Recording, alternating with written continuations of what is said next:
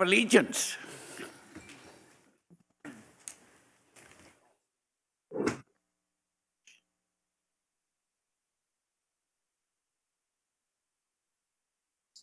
Flag of the United States of America and to the republic for which it stands, one nation, indivisible, with liberty and justice for all. Thank you all, and before we start our meeting, I would like to thank all the city staff and the airport staff for putting this all together for this very special strategic meeting. And knowing that the agenda was posted Thursday, September 22nd, I will request at this time, I know Christina is on the other room, to do the roll call, please.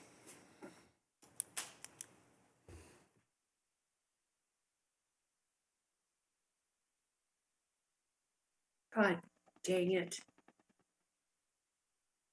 Christina, can you hear me?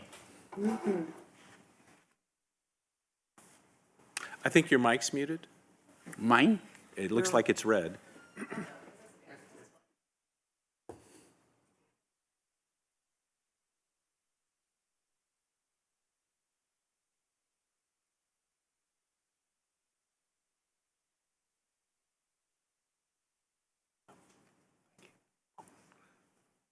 Whatever you do.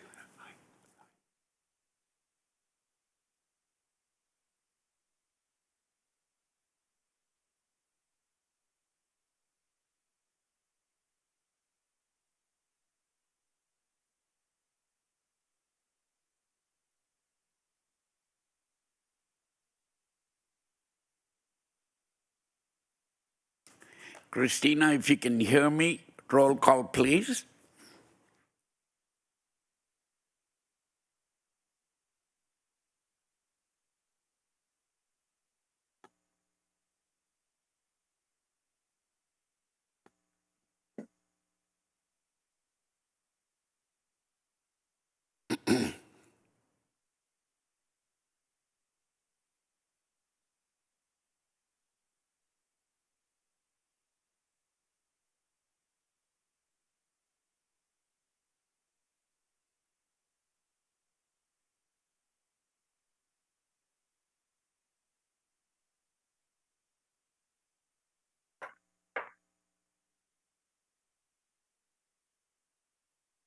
Take your time.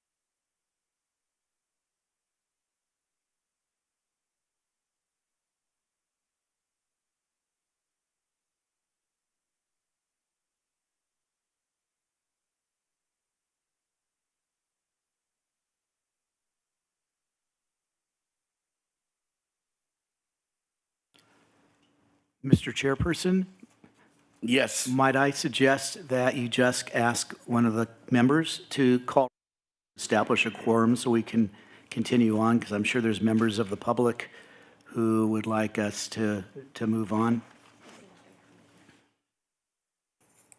Anybody on Zoom can't see us, that's the problem. Including 4 commissioners, I think.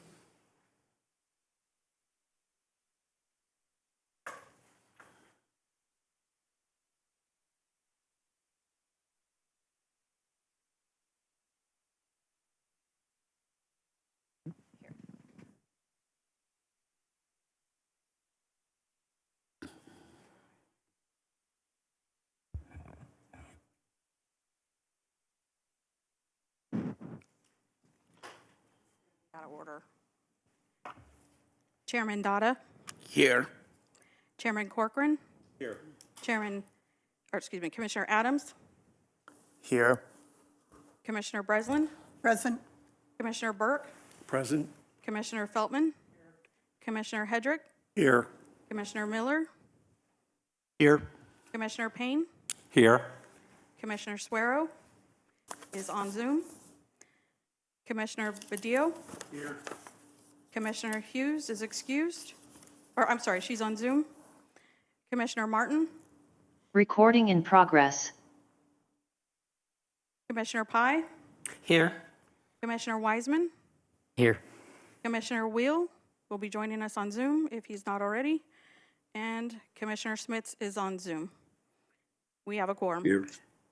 Thank you, Christina. At this time, I will entertain a motion for the acceptance of the agenda in front of you. So moved. So we have a motion. Second. And a second. Any changes to the agenda? Seeing none, all in favor? Aye. Any opposed? Seeing none, at this time is dedicated for public comments, limited to 2 minutes on any subject within the purview of the commission. Christina, do we have anyone speaking on behalf of the public? We have no one scheduled for public comments today, but we'll give it a moment to see if anyone raises their hand.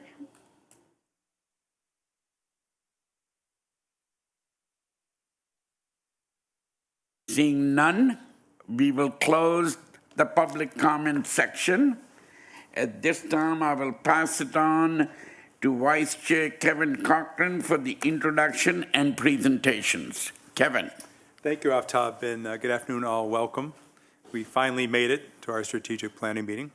I'm glad that you're all here. Let's talk first of all about our workshop objectives. Our objective is to understand the current status of the airport, its operational issues and constraints, and passenger projections till 2042. So we're looking at a 20-year window in our meeting today. We're going to discuss priorities and complete a prioritization exercise to help us inform funding requests and goals for the long-term plan.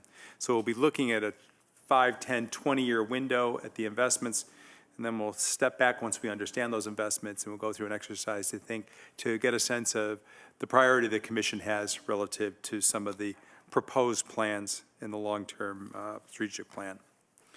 We're going to, the other piece is to make sure that all of us leave here understanding the long-term planning process, what happens after this meeting with the consultants who are bidding to participate in helping to develop the long-term plan for the commission, for the airport, and for the city.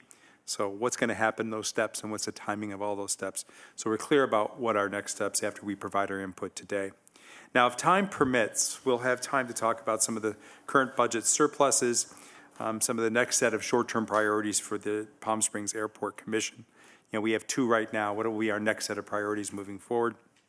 And we'll also have time in the middle of the meeting, and Teresa has joined us to talk about the role of the commissioners moving forward. So that's our goal for this afternoon, our goals for this afternoon. Before we move on, is there anything else anybody wants to suggest? Any other priorities people want to consider before we move on? Okay. So the agenda. we're going to look at a forecast of the future to provide a level set on kind of what is the opportunity that faces the city and the airport moving forward. And Harry's going to present part of that, and Ken is also going to join us for part of that presentation. Teresa's here to talk about the role of the Airport Commission, kind of picking up from the discussion that happened in our meeting last week, providing a summary of that, provide context for the other exercises we're going to have. And then we decided to organize this meeting, as I mentioned, in 3 different buckets in terms of the content. Looking at the suggested invested options for the next 5 years, 22 to 27, what would happen between 28 and 32, and then more the long-term 33 through 42. We thought by organizing the discussion around what are the proposed investments, it'd give us a good opportunity to level set across the commission so we have a shared understanding of what's being discussed.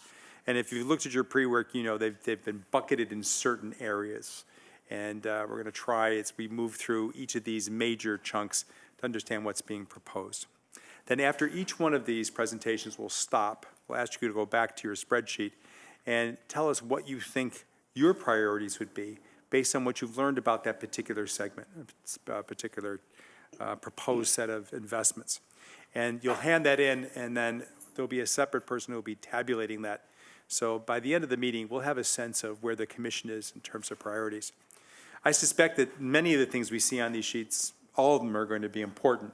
The question is, do we have a point of view about what's most important? And we're just getting a temperature check, which we think could help to lead the consultants who will drive the long-term planning process, at least getting a sense of what's important to the commission. We'll have some time for final thoughts and a summary, and then next steps. Back to Harry. Now, we asked for, and we've scheduled a full day to do this. Ergo, we're starting midday, but we're prepared to go to 8 o'clock tonight. My sense is if we develop a rhythm in this meeting and people understand certain issues, some of the second, the third buckets may not go as long. So we're going to continue to move the meeting forward. We're not locked into this. We will have a break at 5 o'clock for dinner, and an opportunity, as I said at the end, just to do a summary and then talk about next steps. Any questions around the agenda? Okay. Some rules of engagement. I think it's important that we be fully present. A lot of time and energy has gone into the planning for this meeting, and kudos to staff for committing that. We want to be fully present for this. I'd like to suggest that we follow MRI. It's a concept I use with some of my consulting clients, and that is always look for and assume the most respectful perspective in what you hear and people are suggesting. We hope that people will seek to understand the what's and the whys of people's ideas before they make comment about them. To the extent we can, we'll do laptops down. We will have breaks throughout the afternoon. If you need to step aside for any reason, go ahead and do that, but there will be scheduled breaks in between each of the different buckets you've seen in the agenda. I'm going to keep a parking lot. And what that is just a list of issues that may be out of the scope of this. And so if someone said this is important, it's not really addressed inside the meeting, you can just say, let's put it on the parking lot, and we'll keep track of those issues. We'll address them another way in our commission meetings. Now, Aftab mentioned at the beginning, for those of you who are at these seats, when it's your turn to speak, just raise your hand and we'll recognize you, and Christina's going to recognize those who are on Zoom. And you'll have to push the button on the bottom right-hand side. It's blue when it's off, it's green when it's on. Raise your hand, hit the button, and speak. And also it would be helpful for our friends who are on Zoom to just mention your name when you begin to speak or ask questions, so the people who are on Zoom will know who's speaking. So again, it's green when it's on, it's blue when it's off. Only one button on the bottom right-hand side to worry about. Off top, did I miss anything? No. All right, good. So we're going to start with a starting point.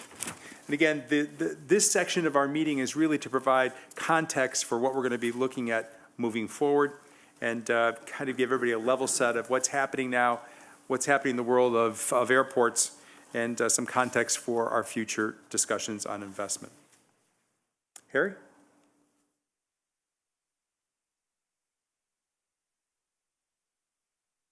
There we go. Thank you, Vice Chair Corcoran. So bear with me, I'm running clickers and pressing buttons and turning pages, so I've got a lot going on here. Multitasking a lot. So as Vice Chair Corcoran mentioned, we're going to kind of level set here with a common understanding of where the airport has been, where it was, and where we intend to go, at least, from the perspective of the executive team. And then we'll roll in some discussions about what the commissioners anticipate and expect from the airport. As a starting point, we're a gateway for leisure, hospitality, and recreation. That's subject to discussion in this meeting. What we want to be when we grow up as an airport is part of this discussion, so that definition may change. The competing airports are Los Angeles, Ontario, Orange County, San Diego, and San Bernardino. That's what we see internally as our competition. And historically, we've had no strategic plan. When I came into this role, there was nothing, no guiding document that forecasted out really the next 20 years for this airport. So we're actually starting from base in the planning part of this. For those of you who only see the airport from the customer-facing side of the airport, this is an overview of the facility itself. If you look to the south, there's obviously industrial areas down there that we're considerate of when we're planning at the airport level. To the north and to the east, a lot of residential areas, as well as to the west. On airport, we've got public parking facilities, 2 runways, 2 fixed-based operators that provision our fuel for the airlines as well as for corporate and GA traffic, a customs facility, in addition to a host of other activities.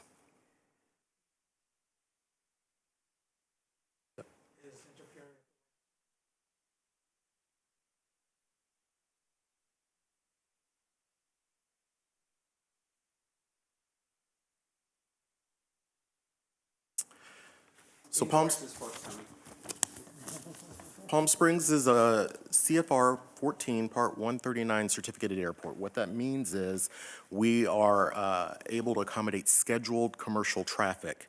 And because of that, we are subject to a multitude of restrictions and provisions specific to commercial airports. We're a small hub airport trending in the medium hub direction. Right now, per calendar year, we do 2.1 million passengers annually. If you use the fiscal year, that's closer to 2.7, 2.8 million passengers annually. And then we have 58,000 aircraft operations. We see ourselves truly as a landlord, have a landlord-tenant relationship with a lot of the people that operate at the airport. Of the 13 airlines, 3 rental car companies, 1 master concessionaire, 2 fixed-base operators. We have a partnership with Customs and Border Patrol, and that's specific to general aviation, and then the Air Museum. And currently, we have 91 approved FTEs for the organization. 20 of those, or roughly 20 of those, are allocated to police and fire. The rest report directly to me.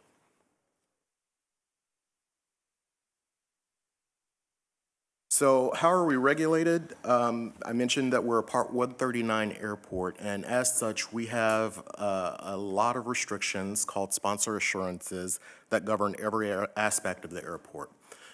So there's 39 of them, and they include things from how to operate the airport safely, to real property rights and real property usage, to land use, exclusive rights, revenue diversion, et cetera.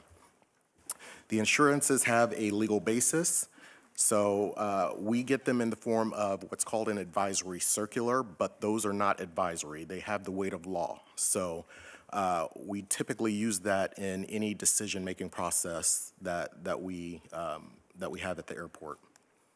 And then airports also have their own formal legal process. So there's the Part 13 and Part 16 process, which goes through the FAA, whereby any tenant or any operator who feels that they've been aggrieved can use that process as a complaint. And there are, frankly, at the end of that process, there is the potential for fines or for restrictions to the airport, or the FAA can pull our operating certificate in certain cases.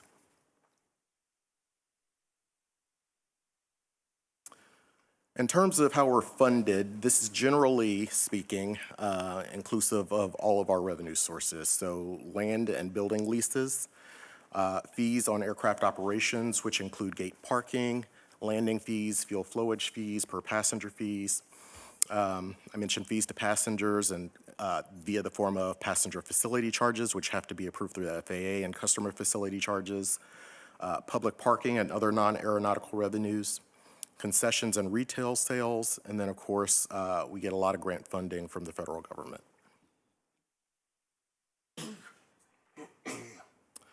In terms of Palm Springs use agreement with the airlines, we're subject to, I'm sorry. I think it's also important to remind the commission that we have airport bonds. We do. Okay, in that the bonds have funded a lot of the airport operations, and there are certain restrictions and certain covenants that are required for the airport to follow in those bonding documents as well. That's accurate. Okay, and the bottom line is that the city of Palm Springs is ultimately the responsible party for the bonds and the taxpayers of Palm Springs.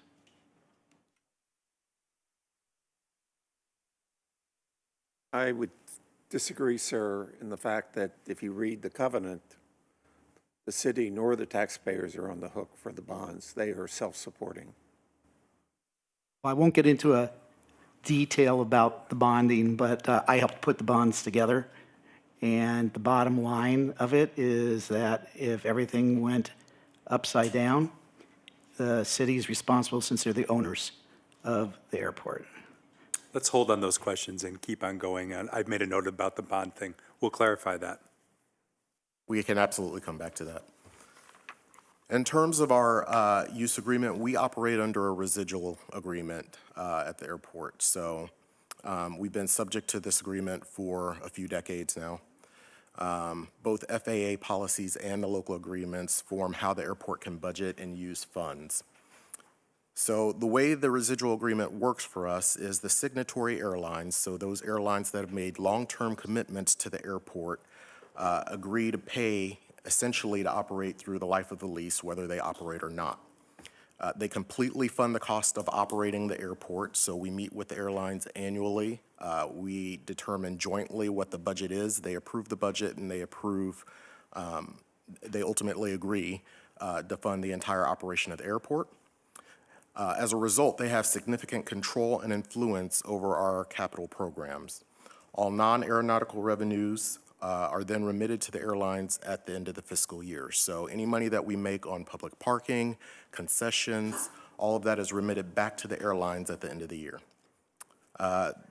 Again, they have a continuing obligation to fund PSP through the life of the agreement. They also have a majority and interest clause. So for projects that exceed the threshold of $300,000, the airlines have a vote, and they can veto those projects.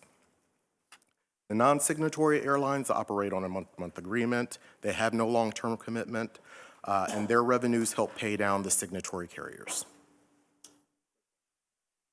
Yes. Just for clarification, how many airlines do we have now, and how many are signatory versus month to month? We have 13 right now, and I believe 6 of those are signatory. And that's going to be the major carriers, the United, the Alaska, et cetera.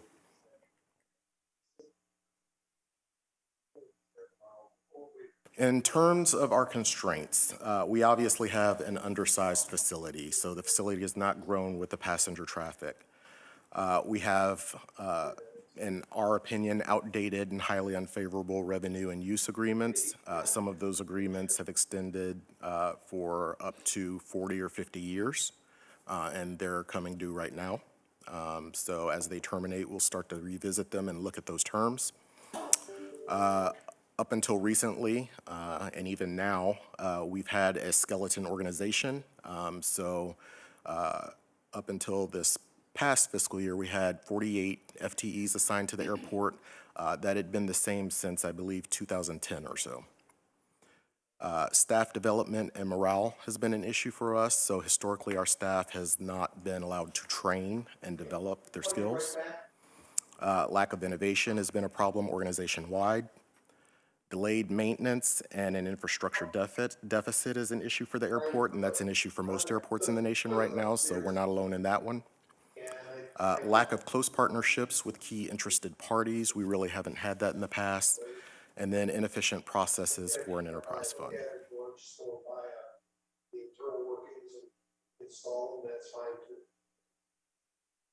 Sorry, is someone talking? If someone's on Zoom and they're not muted, can we make sure they're muted, please?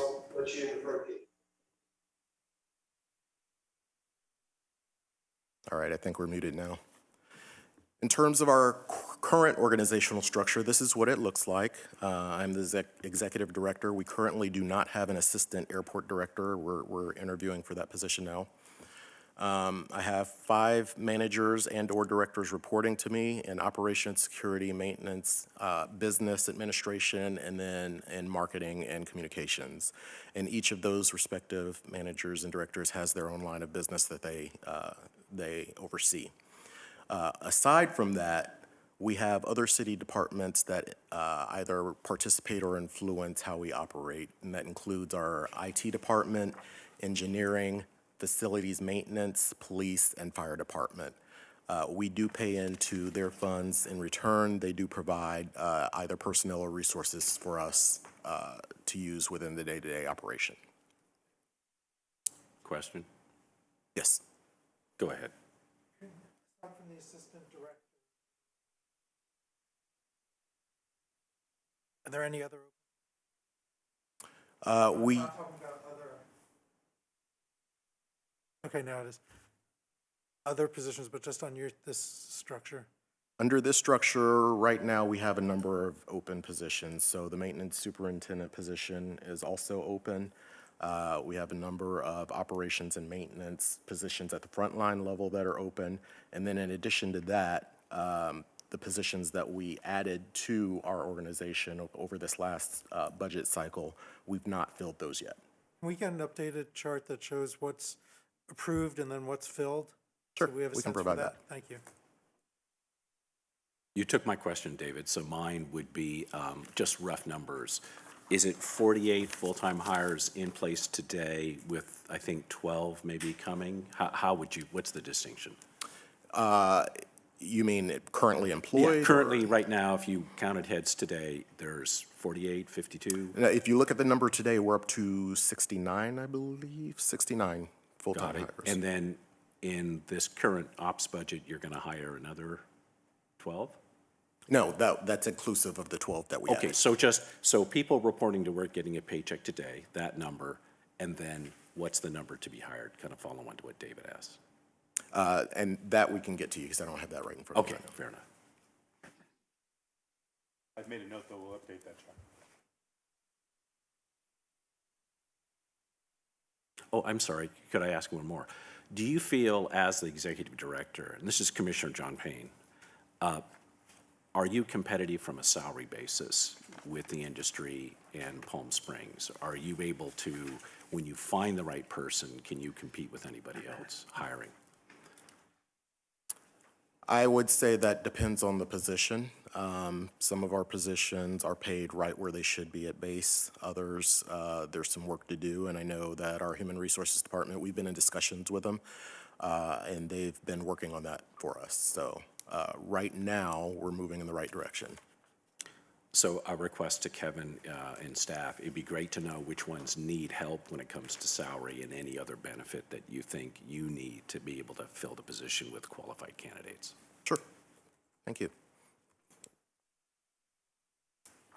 So in terms of our major functions as an organization, this is roughly what we do day to day. There are some things that may not appear on here, but generally speaking, this is what we do. A lot of capital development and design, and particularly going into the future years where there's going to be an emphasis on that, obviously because the airport is a little undersized for the amount of traffic we're receiving.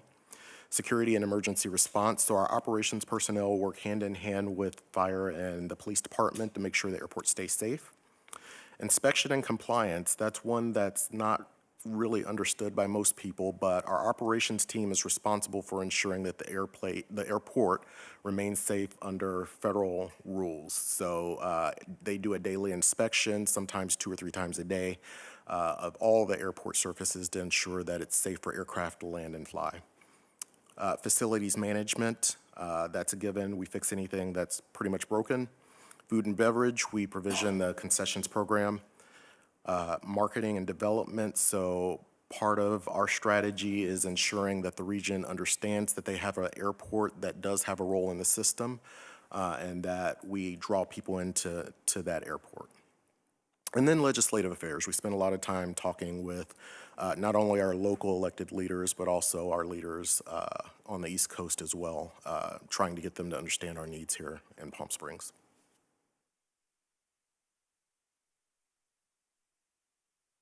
In terms of the pre-pandemic approach, from what we can tell internally, there was a high growth focus, a low focus on future planning and program execution. So I put up here that staff took a Band-Aid approach, and that's how I see it. Others may describe it differently, but what we see in reality is that a lot of the problems that existed for the airport, as they came up, they were addressed, but then there was no what's next. There were no next steps to address those problems. Also, anything that we did, a lot of what we did didn't incorporate any innovation or sustainability component to it. The capital projects were planned and executed only within the current facility footprint. So there was a thinking in the past that whatever we needed to do needed to be done within the building as it exists today. And then there are a lot of external controls over airport matters from what we could tell. In the city, we cooperate a lot, but there was also a lot of detached control involved with planning the airport. Is another way of saying this run to fail? So you waited for the hand to get cut off before you put the Band-Aid over it? I'm sorry, I can barely hear you. Is another way of saying it run to fail? You waited for the hand to be cut off before you put a Band-Aid over it? That might be one interpretation, yes. Okay. Go ahead. Post-pandemic, this is what our executive team is focused on. We're basing our growth on community feedback and community needs. There's a high focus on future planning that includes capacity and market expansion, sustainability, financial independence, customer experience and innovation, alignment with local and regional strategic goals, high engagement with community, industry, and legislative partners. And we, on this staff, recognize that the airport is behind. Again, a lot of airports nationally are just due to resources and abilities.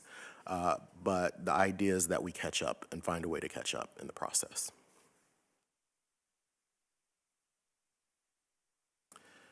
In terms of emerging industry issues, here's a number of them. I won't go through all of them, but there are a couple that really stand out for us that we have to address almost immediately. The impact of 5G on aircraft is one of them. That's a serious issue for airports nationally. Pilot shortages. What we've discovered here locally, as well as we're hearing from our industry partners, is that as we start to have pilot shortages, the airlines are starting to upgauge their aircraft. So they're bringing in larger aircraft and training their pilots to fly larger aircraft to save money, essentially. PFAS liability, the firefighting agent that the firefighters use to suppress aircraft and they train with, that has been deemed toxic. And so many airports are faced with that today, the mitigation for that, as well as who's liable and how we solve that problem. Cybersecurity is an issue. Net zero emissions, which we have not aggressively pursued at this airport, but we're starting to pursue now. And then the Part 163 land use policy. So about 2 years ago, the FAA implemented a policy whereby some land use is reviewed at the headquarters level. And some of that process is fairly prolonged. So it doesn't give us the flexibility we need sometimes to be able to make agreements on the fly.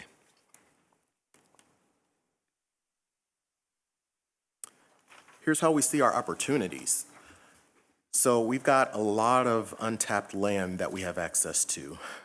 We've got a lot of frontline knowledge of the organization. The average tenure of my staff is 10 plus years, and that's about for 80% of the staff. So a lot of knowledge at the frontline level. We have a strong market for passenger and airline growth. We have, as you've seen, very strong advocates for PSP within the community. We continue to be financially stable. We have an innovative and sustainable drive in terms of infrastructure as well as within the organization, year-round service opportunities, and the latest on our plate is intermodal transportation and finding a way to connect to the rest of the region. In terms of the executive vision, this is our vision. We want to harness innovation. We definitely want to partner with the community more. We want to be an industry-leading airport, globally known. We want to be sustainable and emissions-free. We want to harness new aviation technology. We want a regional airport with a strong governance, focus on hospitality and customer experience. We want to be a robust economic engine and create good jobs, diverse and inclusive, and we still want to maintain that Palm Springs uniqueness. So I was asked to provide a tactical plan for the commission. So we realize that there are some constraints at the airport that are causing challenges for us right now. And I'll try and articulate those and articulate our short-term vision for those while we work on planning the long-term strategy for those. If you'll notice, there's an image depicted on the screen and it has some areas that are blocked out and colored out. The purple areas are what we envision as parking. We understand that we're challenged on the parking situation, particularly during the months of, or between the months of November and May. So the idea is that sometime over the next 12 to 15 months, we'll be converting our, what we considered historically as our overflow lot to a permanent economy lot. That will require some design and construction, but the idea is to get that ball rolling now. There's another purple shaded area that's just to the west across from LCLO from the airport.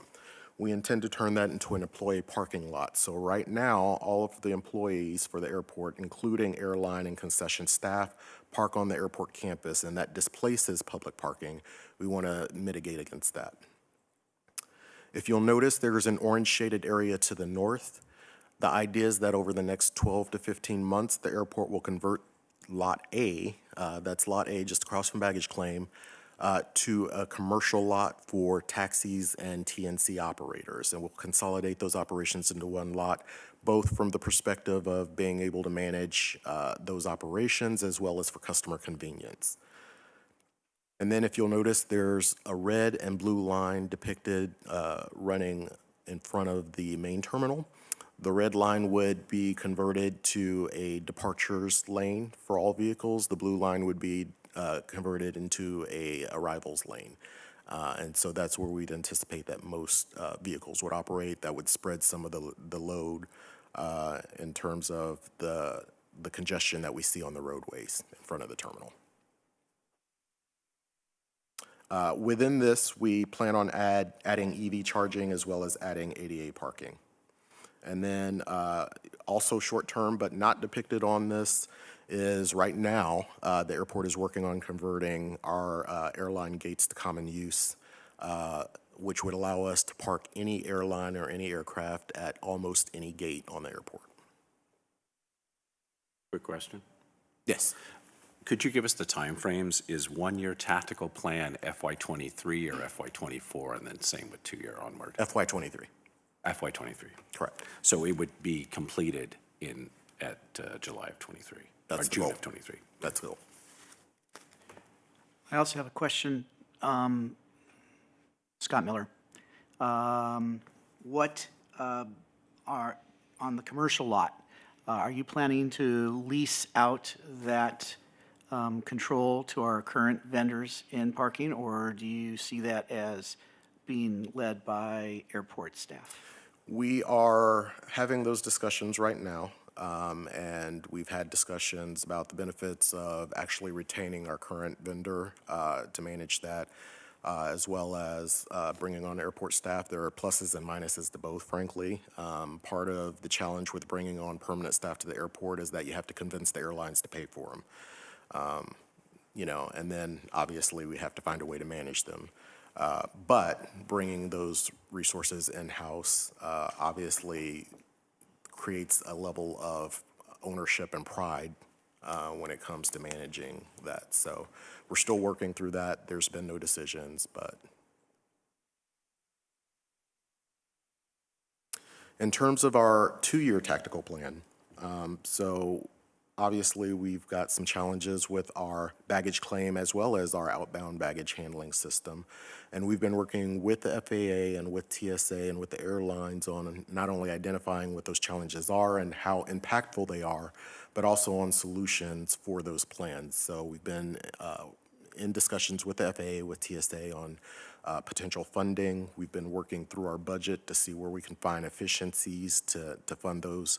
But the idea, if you could look at the yellow blocks on the terminal, is that eventually we'll have to expand those areas to accommodate the amount of traffic that we have coming through the facility. And so we're starting the planning for the design and construction process on that now. There's also a yellow triangle in the middle of the airfield. We recognize that we've got a lot of aircraft on the ground at the same time during some periods of the day. And we've determined that we need more RON or remain overnight parking for aircraft. So that'll probably encompass about 2 to 3 spaces where we can park aircraft overnight so that they would have the ability to utilize those aircraft in the morning for their morning departures. And then if you look to the south of the airport, there's a blue shaded box and a purple shaded box. The blue shaded box right now, as I see it, as our team sees it, is where most likely a new consolidated rental car facility would go. The purple shaded box is where we had preferred to go before we found out that the land was purchased. So it's still shaded purple just in case we're able to purchase that later, but that's what those boxes indicate is construction of a consolidated rental car facility. With that, we would have to, in theory, have shuttle bus operations, but with also the thought that maybe there's some other mechanism for getting people to the remote lots and to the rental car facility, which may include some kind of conveyance from the terminals to those areas. Harry, Yes. was that recently purchased? That was recently purchased, like within the last 3 months or so. What's that? From the city? No, it was purchased from the tribes, I believe.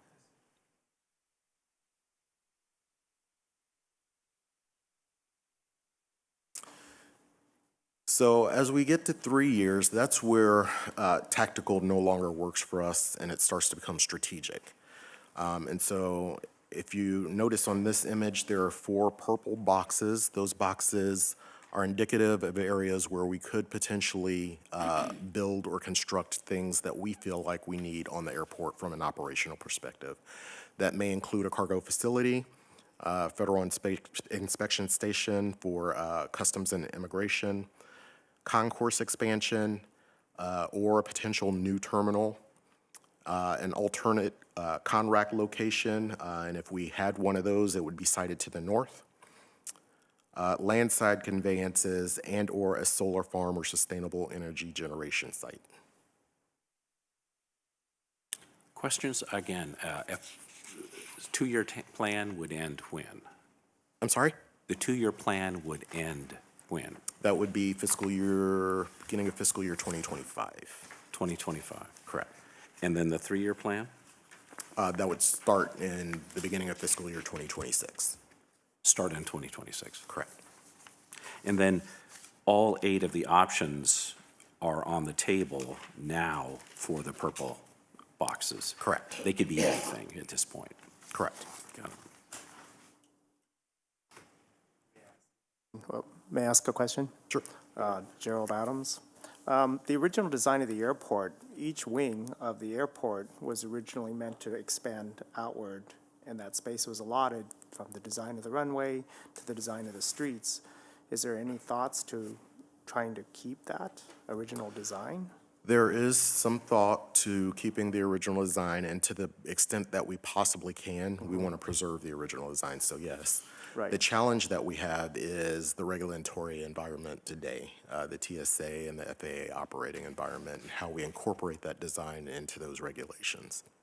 And just another quick question, is were the military, I forgot what's it called? USO, is that still on the table as an option for expansion that direction? That is still on the table, yes. Okay. David Feltman, I have a question. Is there any other land that is owned by the tribe in the immediate perimeter or beyond the immediate perimeter of the airport? I kind of had always assumed that the airport owned all that land, so that's news, and that's okay. But is there other land that we should be aware of that's in our immediate area that could be sold or whatever? I put to believe other use? so. I believe Victoria is probably the best person to answer that question.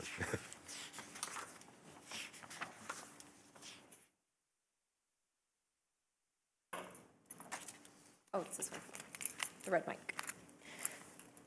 Hello, I'm Victoria Carpenter, Airport Administration Manager. So there is property to the northeast of the airfield that belongs to the Bureau of Indian Affairs / the tribe. So there's a very large parcel that's up there. If you're driving along Vista Chino and you're heading west on Vista Chino, you'll see it on the left-hand side before you hit Farrell. I'm sorry, who had the question? Oh, okay, sorry, Commissioner David. Feldman. Sorry. Any other questions on that? Has there been any discussion, Scott Miller, has there been any discussion in terms of, and this is a delicate question, eminent domain on any of the parcels that are owned by other people that are needed for airport uses? There has been discussions, but nothing that is, we haven't planned it through to do that. So it's definitely just a topic of discussion, but nothing straightforward. Yeah, I think to better answer your question, Commissioner, at this time, we believe that we can do everything that we need to do on the land that we have available to us now.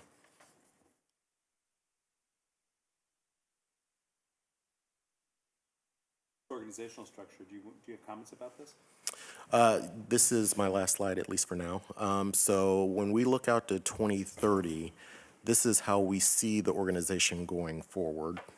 And the idea is to create a structure that's not only sustainable to the airport, but that can also facilitate what we're trying to do in terms of short and medium-term projects.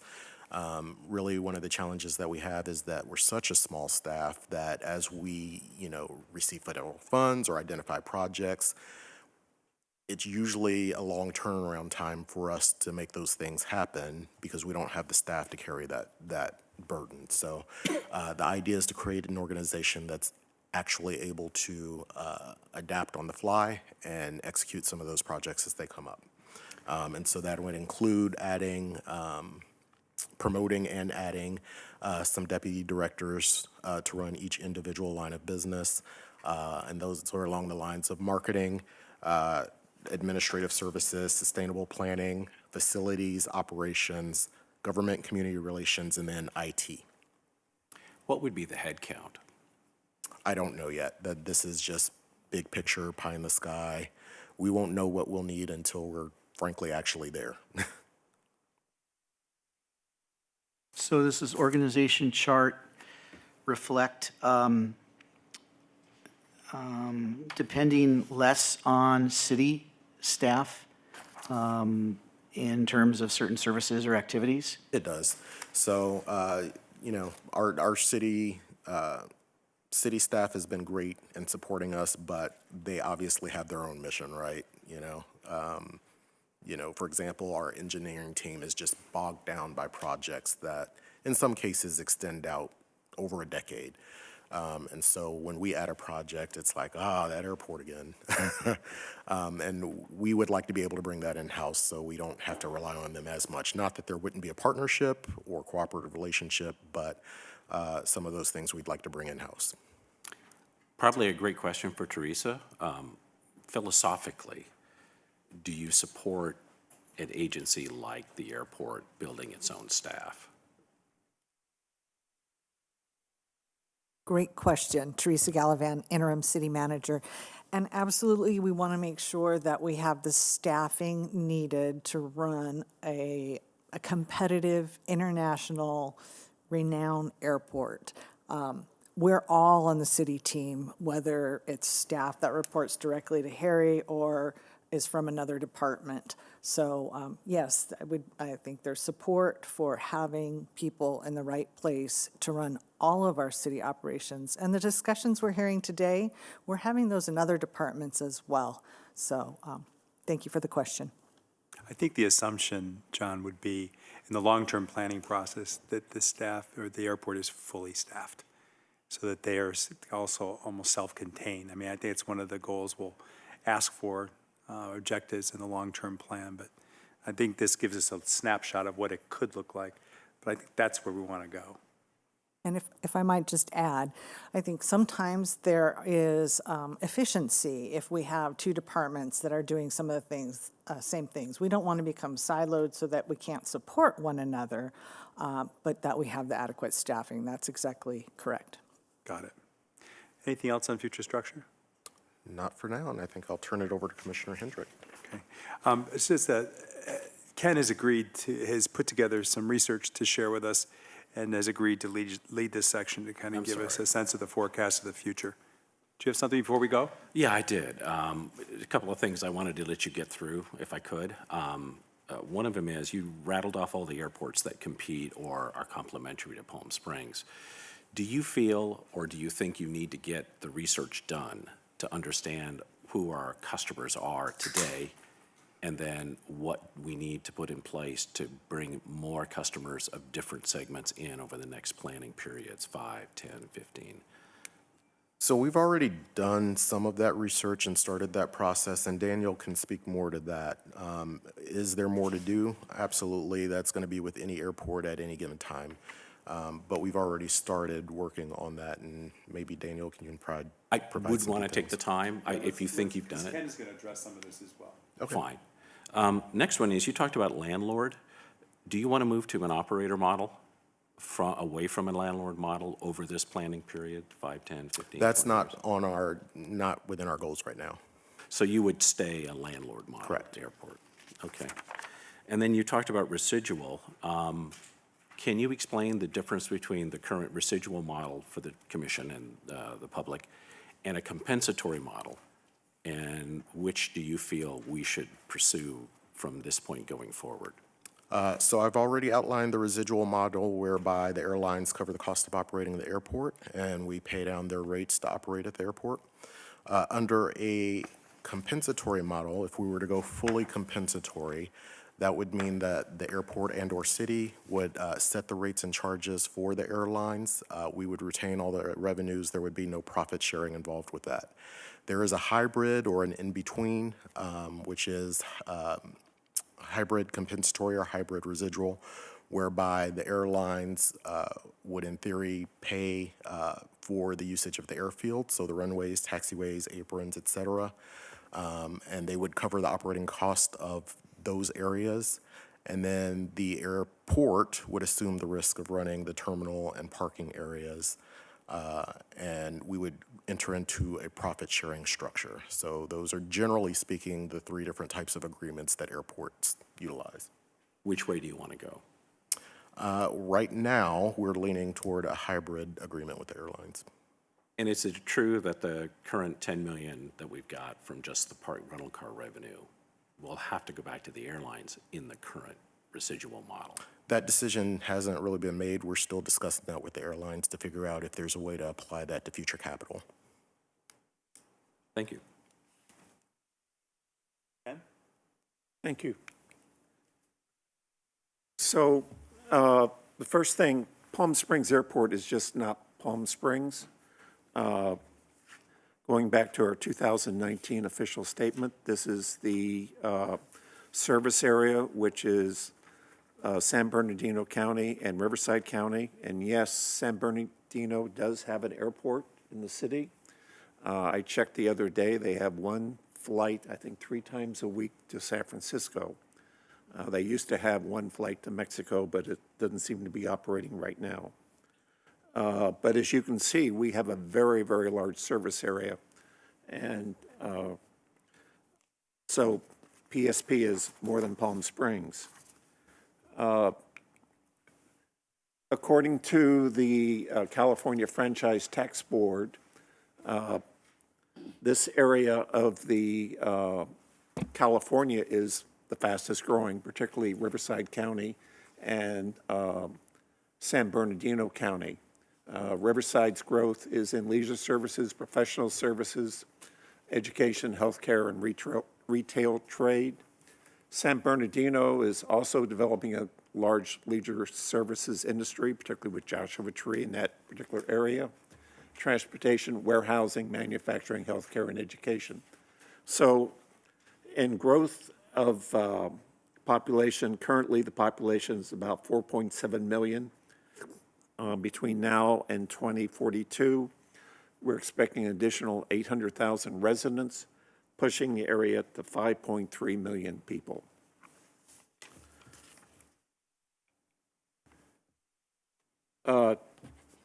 This is a list of some of the major customers that would use our airport, and I'm going to start with 29 Palms. I have some familiarity with it. Right now, there's 21,000 Marines stationed there. 29 Palms is the nation's largest training facility for the Marines. So that 21,000 are constantly circulating in and out. There's an additional 24,000 civilians plus another 24,000 dependents that live on the base.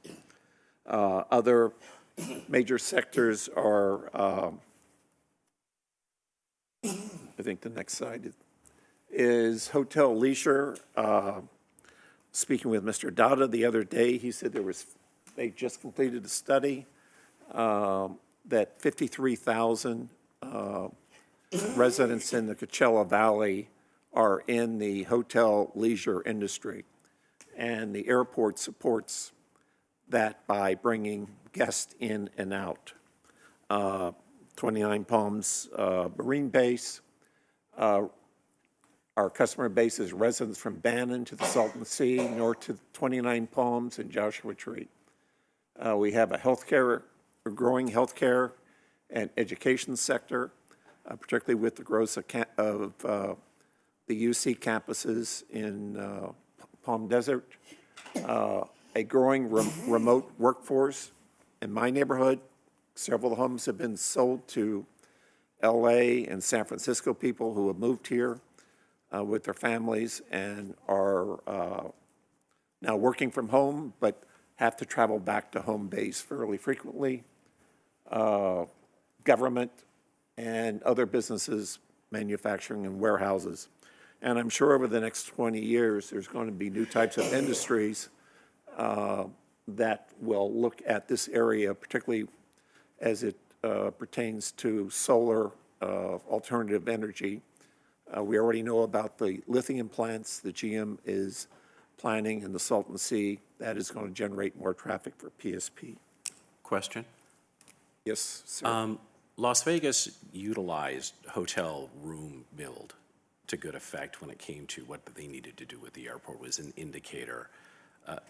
Aftab, do you have a sense of where hotel rooms are flat, growing, 10%, 5%, and is that a good metric in your opinion in regards to tracking what Palm Springs Airport should be doing?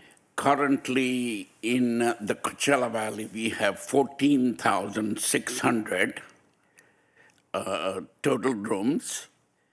And we also equally have the same number of rooms in the vacation rental. There is not much growth going to happen in the next 5 years. Probably no more than 500 available rooms. So very minute growth. So pretty flat. Flat. Thank you.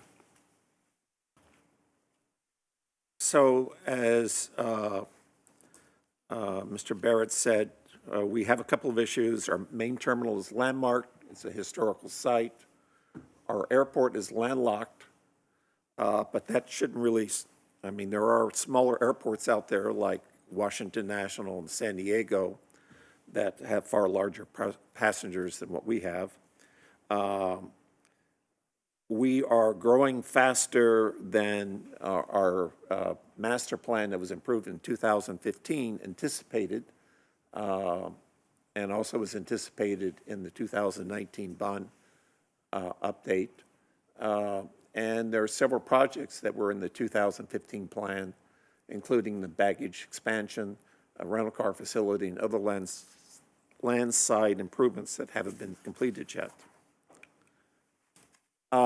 With every airport, anytime you do long-term planning, you've got to think about risk. One of our biggest risks is climate change. And as it grows warmer, it's going to be harder for planes to take off from land, and what changes do we need to make to our runway. It also affects the desirability of people to come to visit or to live here. We've got economic and political concerns, the state of our democracy. What if Russia does start throwing nuclear bombs around? A lot can happen in the next 20 years. The cost of aviation fuel and availability. Environmental concerns may restrict the availability of aviation fuel and pushing planes to go electric. Cybersecurity, as Harry mentioned. Structural changes in travel markets.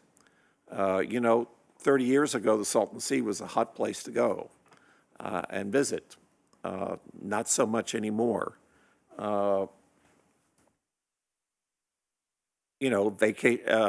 Vacation destinations can change. We talked about security requirements for air travel, financial condition of the airlines, we have no idea what they may be facing in the future, again, based on political or economic considerations. And also, depending on what type of government we have at the feds, what type of support we get for capital improvements. So this is from, I think, our last commission meeting, showing where our air traffic was to date. As you can see, we've had pretty substantial improvement or increase in air traffic. I guess on average about 8 to 10% a year over 2021. And this is the forecast for to 2042. And it shows that we would be at approximately 5.12 million. And that is based on about a 2.8% average year-to-year growth. We've been exceeding that, but over 20 years, you're going to have recessions, spurts of growth, economic issues, political issues that can affect air travel. Questions? So Ken, have you thought about, there's a lot of talk about recessions coming. What kind of thoughts do you have in terms of how that would affect the airport if a full recession came in the United States over the next year? Well, the airport's already been through a couple of recessions. They went through the 99, they went through the 2008, they went through the most recent one, the COVID issue, not something that was never anticipated. But I think that it's just like investing in the stock market. You don't invest, day to day. You invest for 10 years. You invest for 15 years. And over that period, you are assuming that you're going to get a certain amount of growth. Here, we're using 2.8%, which is a pretty conservative number. Is this forecast, as you said, 2.8% to get to 5 million in 2042? Yes. 2045? Yeah. So that comes from several sources that were within about 100,000 of each other, from what I understand. So is this, Ken, your number, or is Harry your number, or it's the number? The estimate? It's a general consensus of the numbers, so. So you support it? Yeah, we use numbers from the past master plan forecast as well as our most recent consultant for the baggage handling system, in addition to what Ken identified. So they're pretty consistent across the board. Fantastic. So a parking lot item, it'd be neat to see the previous 10 years, right? To look at those dips. So to look at, here's the trend based on most current information, and here's what happened to us in the past to address some of the risk items that Ken brought up. Thank you. Yeah, my concern is that if we do have a recession, are we prepared? Because you have a pretty ambitious, first year and second year plans. And while I don't necessarily agree recession is coming per se, I think we have to be prepared for those eventualities. We can't be prepared for worldwide viruses and things of that nature, or nuclear war, which is a very scary thought. So, but do you, in terms of these 3 years of plans that you've presented, do you have a thought, or are you keeping in the back of your mind that there might be, financial difficulties either on the state or federal levels or even city levels that might not allow some of these things to occur? Yes, so we've been discussing that and preparing for that potential eventuality. A lot of the plans for the first and second years, frankly, are operational plans. Those are things that we could implement at very little cost. It would just be changes on airport to help create some efficiencies in the operation. But we also are aware and cognizant of, the capital component of that. And those plans, as they exist today, are meant for if we enter into some type of recession to be backed out of. This is David. This is going back to Harry's presentation. I just see Teresa's is coming up, so I wanted to go back for 1 second to the section on major functions, legislative affairs. What slide is that, David? That is slide 15. And really, I'm just trying to introduce a parking lot issue to come back to the commission on later. I've been on this commission for 3 years. My career was spent in large part working for members of Congress. And in the 3 years here, there's been really no intersection between the work of this commission and our elected federal representatives. And we're coming into an interesting political period here because, there's an election in a few weeks, and we very well may wind up with a Republican Congress and a Republican congressman here. Not saying that's my taste at all, but that is one of the possible outcomes here. And then we have Raul Ruiz, who is, obviously a Democratic congressman who's likely to be reelected. And we do have business up and down the federal government related to this airport. And I'd just like to see us as a commission figure out how we engage with our elected officials who are on the hook for advocating for us within the federal bureaucracy. So if we can get that onto a commission agenda, it's obviously not for today. On the parking lot. Okay. With no other questions, we moved Teresa's presentation up. Just want to acknowledge that we spent more than 2 hours at the last meeting with the city attorney. Most people had pretty good feelings about the depth of that conversation. And so we've asked Teresa to come and kind of summarize where she is as the interim city manager relative to the role of the Airport Commission. Thank you so much for the invitation. Again, Teresa Gallivan, interim city manager. And I'm glad to be here with you today, and I'm glad I was able to join last week. First off, I want to thank you for your service. I appreciate that you have given your time and your talent for the city's airport. It is, the regional airport. And really commend you for taking the time today to work on strategic planning. It's been outlined for us here already just how much there is to understand and provide input on in a very complex organization like the Palm Springs International Airport. So thank you for taking the time to make this a priority out of your busy schedules and your lives.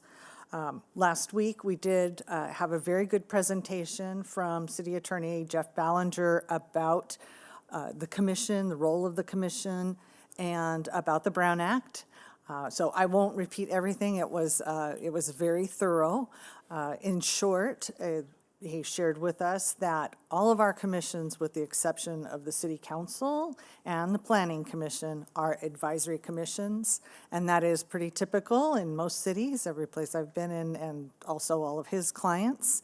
It's a very important role to be an advisory commissioner, especially of such a large and complicated organization as the airport. So it is a big task, and we appreciate you diving in to learn more about the airport.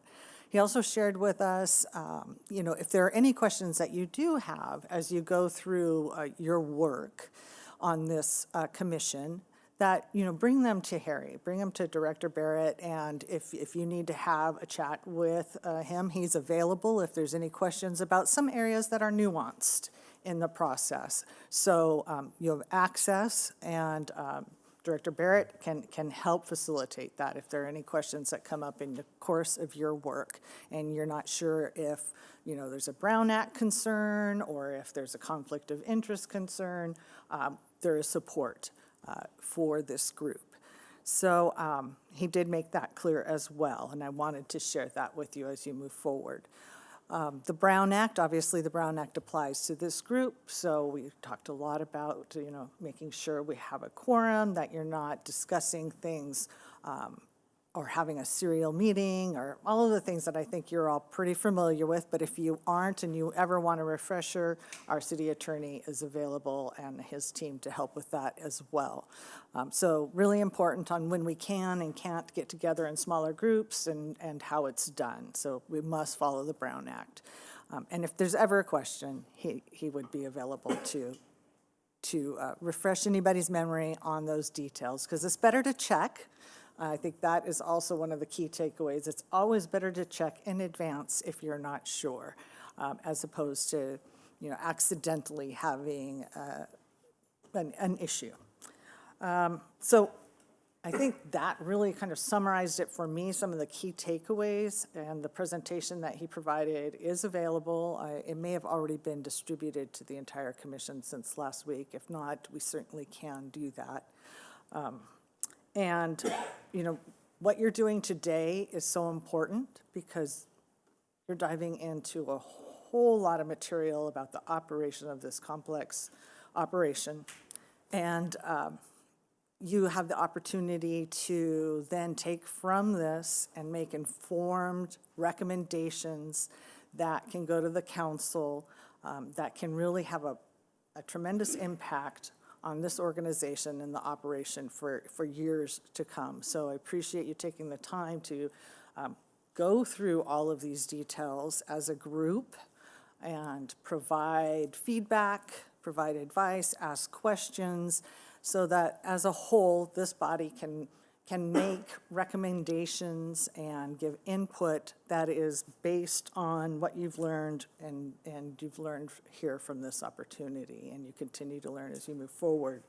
So the long-term growth of our airport is very critical, and I appreciate all that you are doing to help provide input there.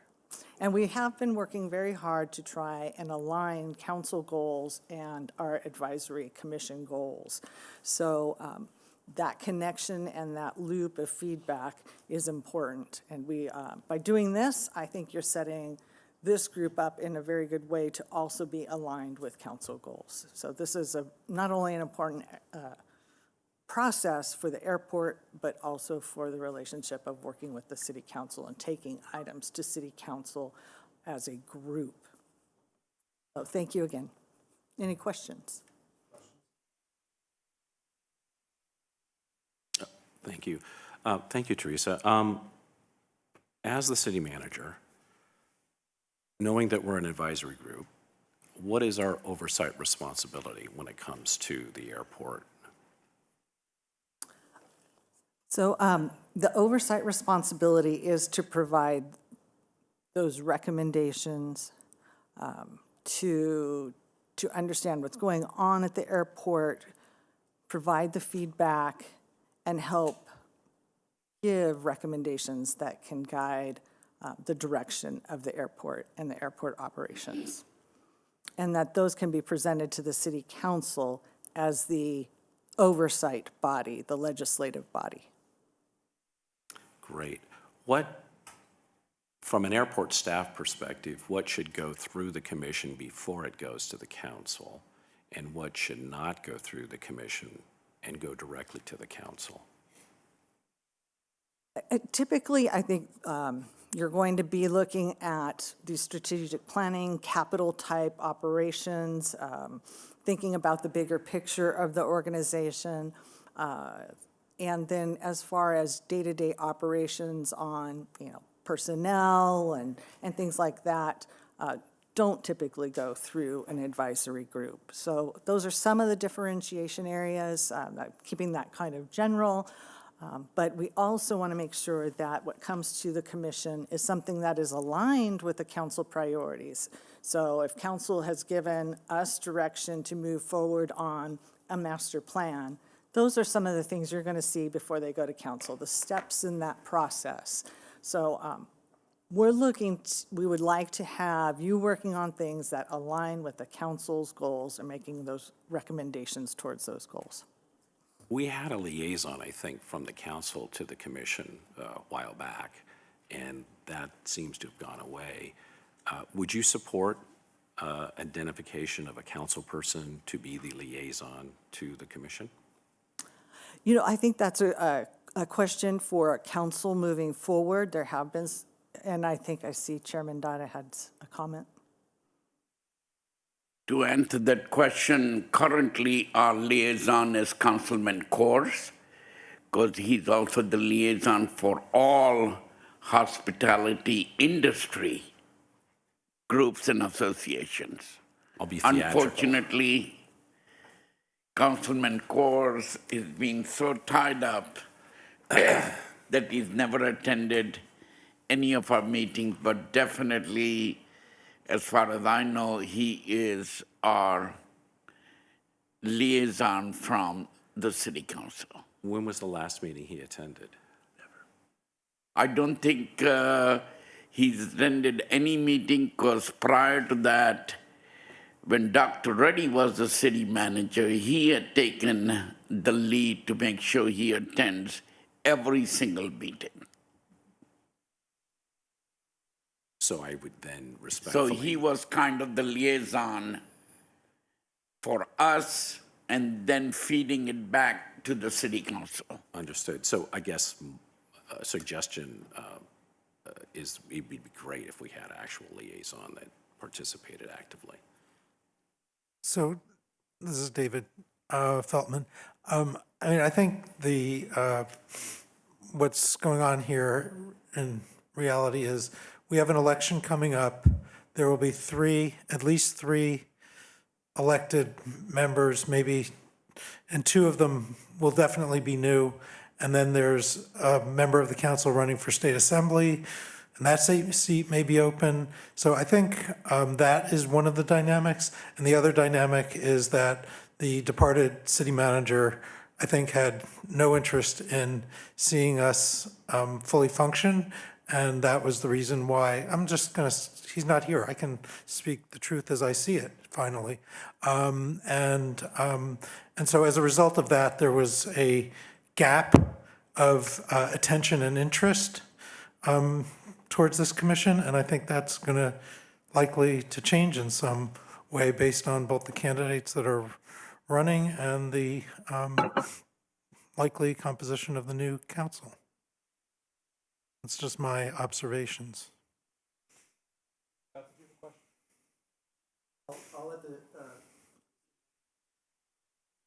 And I concur with David's comment that with the new council coming up early next year, hoping we can lobby and get a liaison, because naturally Councilman Coors is not going to be part of the tourism industry anymore. So hoping we can get somebody that will be active and participate in every single organization that is pertaining to tourism. And in my opinion, airport is the 10,000-pound gorilla, really, that feeds everyone. I'll echo that the airport is incredibly important, and the work that you do is important as an advisory board. And to clarify, the last year, I should have said it earlier, the last year really have been working on aligning commission goals, not just this commission, but all of our committees, commissions, and boards with council goals. That's really an important aspect of being effective as an organization.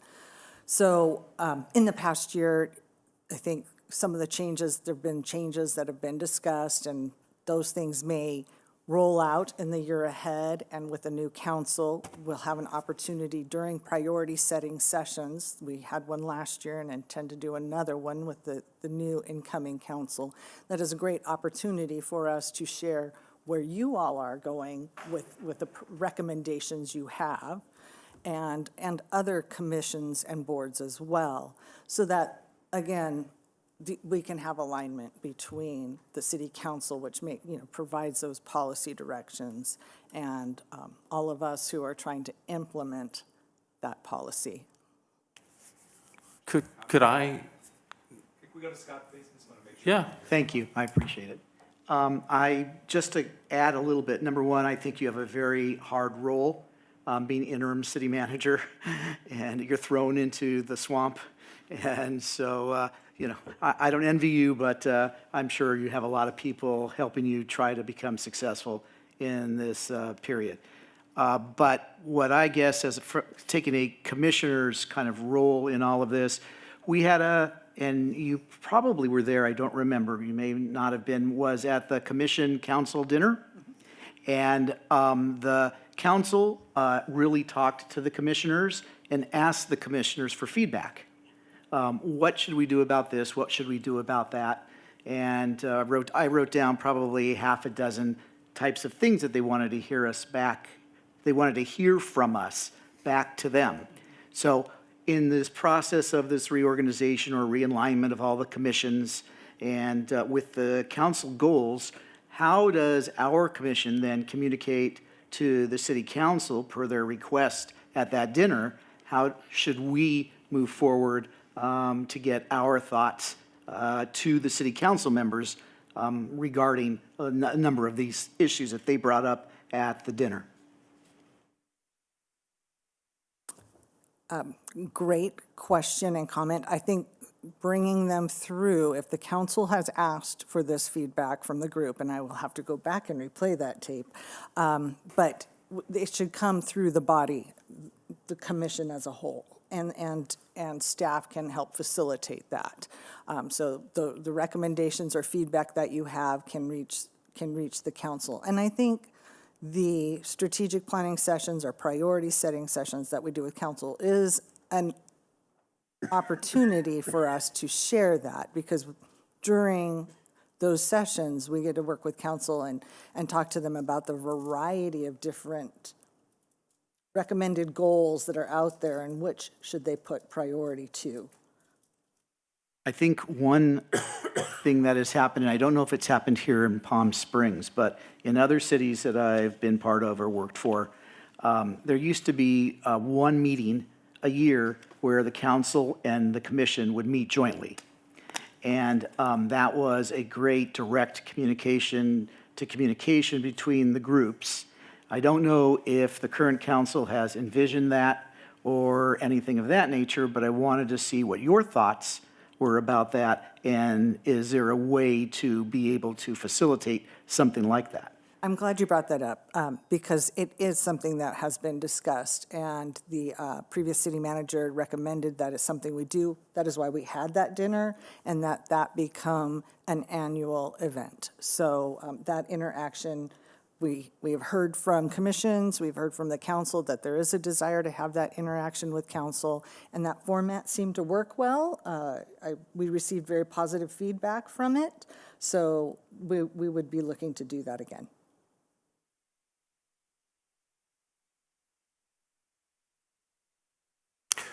Yeah, just a suggestion and a request. We tend to defer things a lot. They move down the road waiting for something to happen. They're sequenced. The request that I would make as a commissioner is that, noting what David said in regards to the elections, let's not wait. If it's possible, talk to your city council members, see if anybody would volunteer, and let's get on with life. The commission, our chair said it quite well. We're a big gorilla, right? There's, if I did my addition right, there's $750 million in the potential capital plan going forward over 20 years. There's $10 million in revenue that's bouncing around from the airport in regards to rental car and where it should go. There's a bunch of issues that I think we should jump in and try to solve. So a liaison with the city council would be helpful, I think, sooner rather than later. So just to correct one thing, sorry, to correct something, Chairman, the city council actually reorganizes itself in early December. So we will actually have a new council within a matter of weeks. This is not a January council swearing in city. So just for everybody's knowledge. And it's early December because of the holidays. I want to just go to Christina for a second. Is anyone on the Zoom call? Any commissioners have any comments or questions before we move on?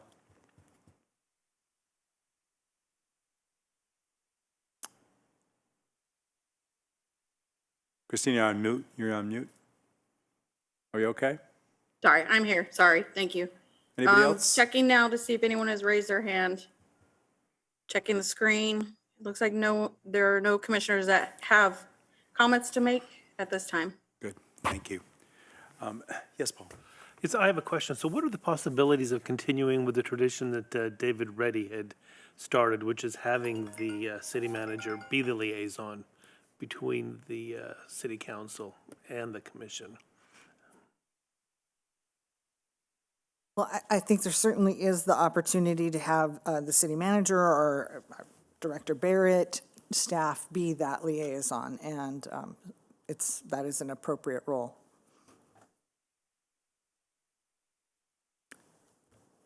Could be either. Teresa, thank you. Thanks for joining. I know you have other things you have to do, so I'm glad we could move it up and appreciate your time today. Thanks for joining us. Thank you. It's a pleasure to be here, and thank you for all your work. Amen. Amen. Amen.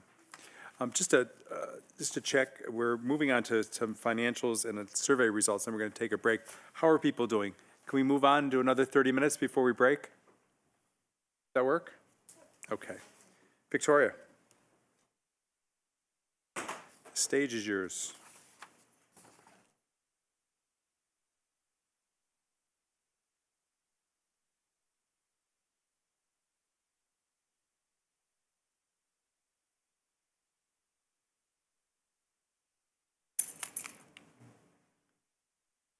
All right. My name is Victoria Carpenter. I'm the Airport Administration Manager.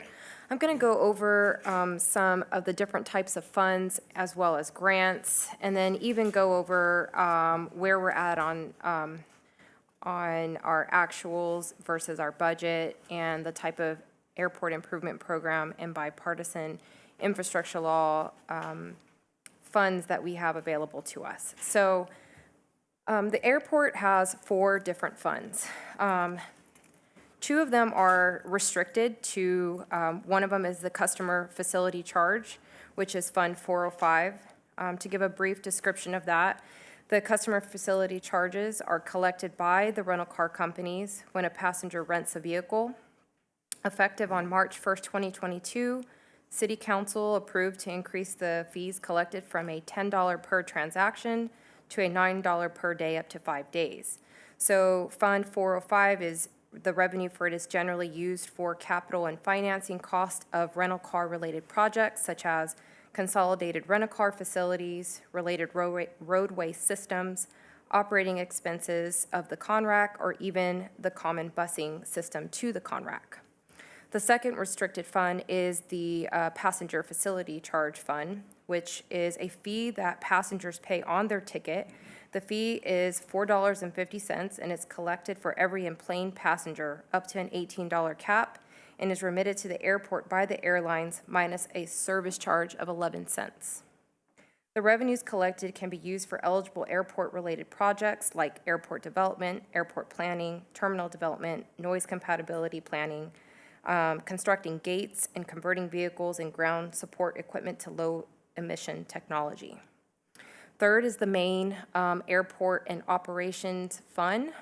This is where we receive all of our aeronautical and non-aeronautical revenues, as well as we operate out of this fund, so all of our expenses come out of this fund that are related to the daily, weekly, monthly operating expenses.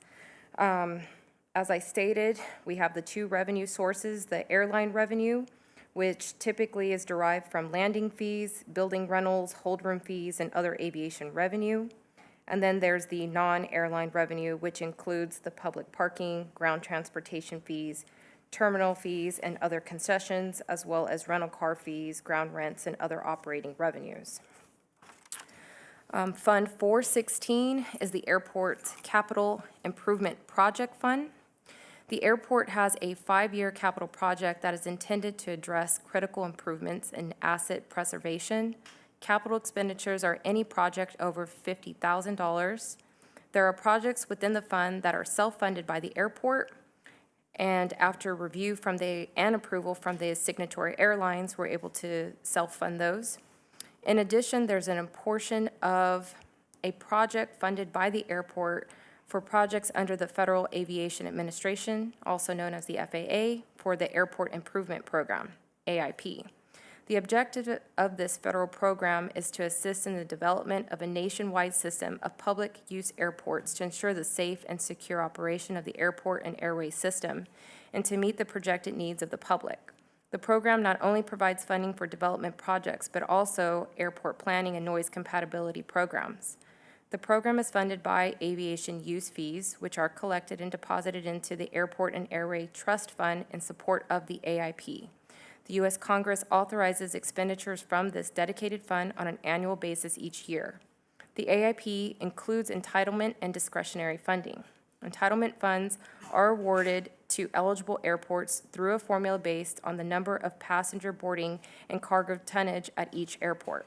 Discretionary funds are set aside to provide the FAA the flexibility to fund various high-priority programs, and the AIP provides funding of up to 90% of eligible project costs for Palm Springs Airport. AIP grants must typically be expended within 4 years, and as the airport expends funds from eligible capital projects, it is then reimbursed with grant proceeds. Additional funding is being distributed through the AIP grant program, enabled by the bipartisan infrastructure law. Approximately $5.1 million per year over a 5-year period will be allocated to Palm Springs Airport in entitlement funds. These grant funds will primarily be focused on air-sided terminal projects. There is competitive discretionary funds, which are also available over the same 5-year period through the airport terminal program grants through an application process. Any questions? Commissioner Miller? You had mentioned that the passenger facility charge has an upper limit, and I don't know if it has a lower limit, but I know it has an upper limit. Who sets that charge, and how does it get changed? So that is a charge that's set across the board for California. So there's a legislative statute that sets the $4.50 minus the 11 cents for the service processing fee. So we do get remitted the $4.39 per passenger. Okay, thank you. You're welcome. Commissioner Payne? If I look at all the material we got to prep for the meeting, it looks like FY23 operating budget's $33 million plus or minus. And the capital improvements or the capital projects is about $12 million. Is that true? That's correct. Great. So out of the $33 million, if we go back to the org chart, the current org chart that Harry presented, there's 5 city services that you consume from various non-airport departments, police, fire, et cetera. out of the 33 million, roughly, how much money is going to those 5 city departments for those services? I'd have to look at that.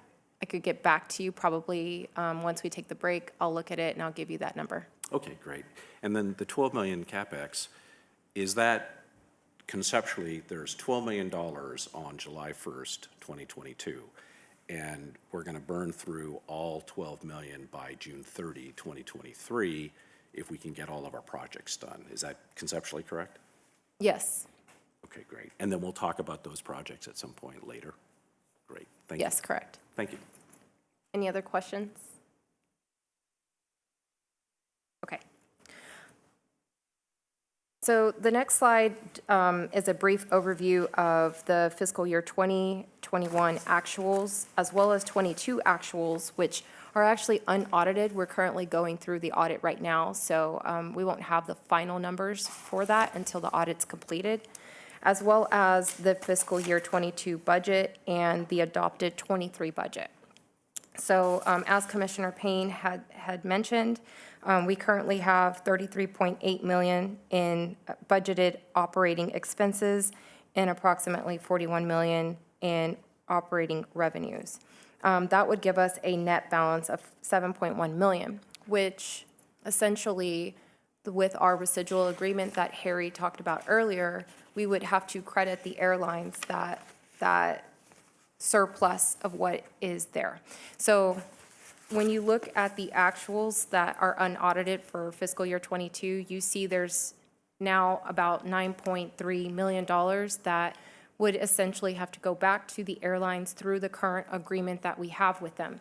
And as Mr. Barrett had mentioned earlier, we are, working with the airlines to see if we can apply that to capital projects. So, but historically, it is the airline's responsibility that if we have any deficits, that they are covering those deficits, and then if there's any surpluses, that we are giving that back to them. Under the Airport Improvement Program, we had a carry forward AIP entitlement fund. We started out with a $5.8 million carry forward amount, and we get 4.1 each year from the AIP program.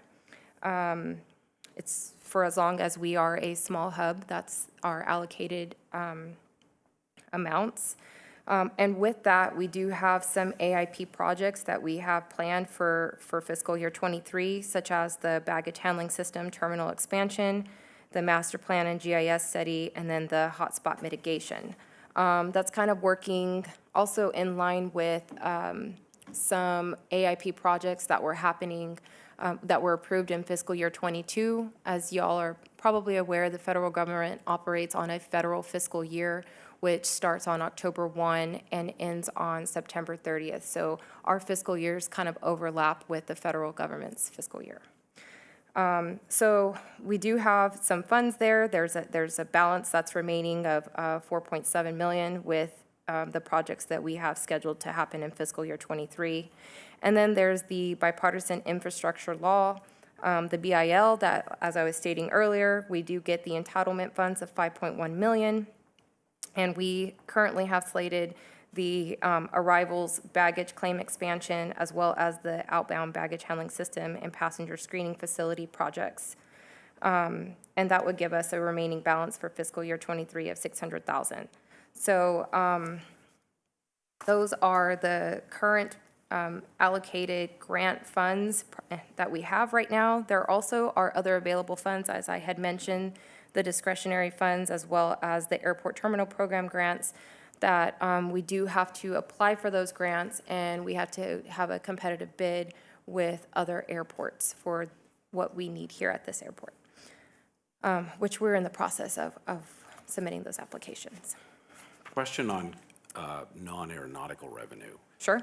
Would it be easy as a parking lot item to come back to the commission and tell us traditionally, historically, where we've been with growing non-aeronautical revenue over, I don't know, you pick your time frame, 5 years, 3 years, whatever is easy to do. And I'm curious, Harry, if non-aeronautical revenue is part of a strategic part of our 10-year, 20-year plan, growing that. So, go ahead. So yes, to answer your question, that is possible. We can definitely look at that. And I think I mentioned this at the last Airport Commission meeting. Our aeronautical revenues are 20% of our budget, and our non-aeronauticals are 80% of our budget. So, so yes, I can look at that in more detail. We can provide that information Is to you. it going up, down, flat? I wouldn't know without looking, so let me just double check. Yeah, It's the trend would- available, it's there, it's all put together. It just, I can't remember that one off the top of my head. Great. Okay. And so to answer your second question, yes, the focus on non-aeronautical revenue is going to be important for us going forward. I mentioned that one of our opportunities was undeveloped land or land that hadn't been developed yet. There are opportunities to do things like create a business park or some type of business deal that would help us be a sustainable airport. I look at it like a portfolio. You got to diversify. Absolutely. Can I make a question? I've got two questions. The first question is, you said we're a small hub designation. What is a medium-sized hub designation? And are there objective criteria that differentiate a small hub from a medium hub? Yes. It's going to be a proportion of the annual employments for all airports across the nation. So each year the FAA compares and contrasts, or the DOT compares and contrasts how many people fly through in Atlanta versus Seattle versus San Francisco, LAX, et cetera, et cetera. And a proportion of those employments, whether we go up or down within that, determines whether we're a small or medium hub airport. How far are we away from a medium hub designation then? Best guess, 2.5, 3 years maybe. Okay, my second question is part of the strategic planning, there's, two types, or now there's three types. When I was in the business, there were only two types, but the residual airport operation, or designation, I guess, and the compensatory. Are we looking at seeing how those two different designations, or this optional one, or this, I guess not optional, this bifurcated or hybrid model, are we looking to see which one of those models would best meet the needs of the airport, and especially in terms of dollars? Yes. So as part of the long-term strategic planning, because if that's a key that we want to be a hybrid or we want to change, I think it's very important that we do what-ifs in terms of the dollars that each one of those designations would or would not come to the airport for various different things. And I know you have to do a lot of what-if calculations on some of that, because we're not, we're not we are currently a specific type, but, it's a huge difference in terms of calculating revenues when you go from one to the other or in some sort of hybrid manner. So that'll be part of this. So the commission has some sort of path saying, well, if we really want to have that designation, then this is, these are the things that will benefit or hinder us, and that should definitely be part of the strategic plan, I would imagine. It's not a part of this planning session, mostly because we've been in negotiations with the airlines for a few years now on their rates and charges. And our position has always been that we were moving to a hybrid compensatory agreement. The reason for that is the ability to be more flexible with the capital program and with the operating budget. We could certainly stay in a residual agreement, but we have a lot less flexibility in that type of arrangement. And so, yeah, there are trade-offs. We do assume some risk, but we've already been working on that for a few years now. Okay, so you do want to go then, that's kind of the direction.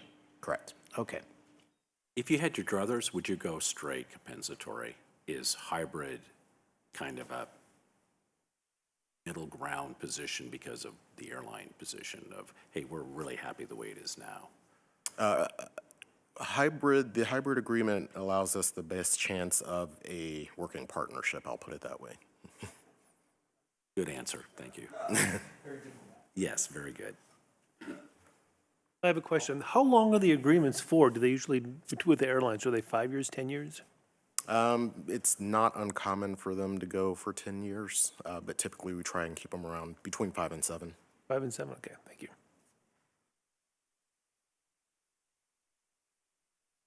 Okay, I'm going to move on. Move forward with the process. All right. So I just wanted to kind of let y'all know our budget process. I'm not really quite sure how it was done in the past, but this is the way we're currently doing it. And I'm definitely open to feedback. I do like to hear that from the commissioners on what they'd like to see going forward. But we do have, we start our budgeting process, pretty much, it's just like an all year long kind of thing. So it's kind of starts November through January, where we'll start reviewing our prior year and our current year financials. We'll start meeting with our airport departments and looking at the prior year's budget and seeing where we are with our expenses and our revenues to date. And then we go over our capital improvement project review. One of the reasons we do a lot of capital improvement reworking is because we always have to, see what our priorities are, what, things may change over time where, there's something that's more of a dire need to get done this year versus next year.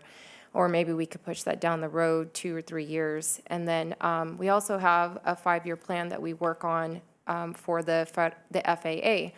So we have to provide that to them, and they kind of plug that in for our grants, for our entitlement funds, and they plug that in 3 years out, and we go through that review process with the FAA. That happens in October. So then in January through February, the departments submit the budget, it gets compiled, and I review it. We sit down with upper management, and we go over what our numbers are looking like and what our projections are looking like. And then March through April, we start presenting the budget to the airlines. As we stated, that residual agreement requires us for them to approve our revenues and expense budget as well as our capital improvement project budget. And then we present the budget to the Budget and Finance Committee, and then we take it to the Airport Commission and for it to get adopted. Then we start coordinating, and all along we're coordinating with the City Finance Department, but in the end, mostly we're coordinating with them on getting that entered into our new financial system and making sure that all of our salaries and benefits are updated. And then by no later than June 30th, we have to get that budget adopted by City Council. What lights up the airlines? What do they go crazy when they see it? The capital budget, the capital projects. A real world example. What are you fighting about now, or did? What do I find about? Say that one more time. What do you fight about now, or what are you fighting about now, or what did you fight about last budget cycle with an airline on the capital budget?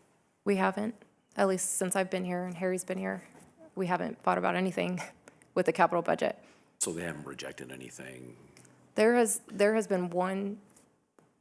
May I? I'll go for it. Yeah, please. Okay. So, like Harry had mentioned, Mr. Barrett had mentioned, we're going through the negotiations right now, and the airport is trying to get that MII back in our hands where we're able to make those decisions on what type of capital projects to do. So that's one of the negotiating points that we're doing right now. And the airline's perspective, the one thing that they recall is a landscaping rock that we wanted to put out there somewhere on the airport to beautify the landscaping, and they rejected that. And that's the only thing that they bring to our attention. But they say they still want to have that control over how much, what's the minimum requirement of a capital project versus, how much it is and what we're doing. Yeah, it's always about control. Right now, is it fair to say that they have all the leverage in regards to the current agreement and non-aeronautical revenue? I would say yes. Yeah, they have a pretty significant amount of leverage anyway, more than we do in some cases, so yeah. Right. Thank you. We had talked, Scott Miller, Commissioner, do you want us to say it every time we talk? Sorry, I don't think we have an audience, so you don't need to. Okay.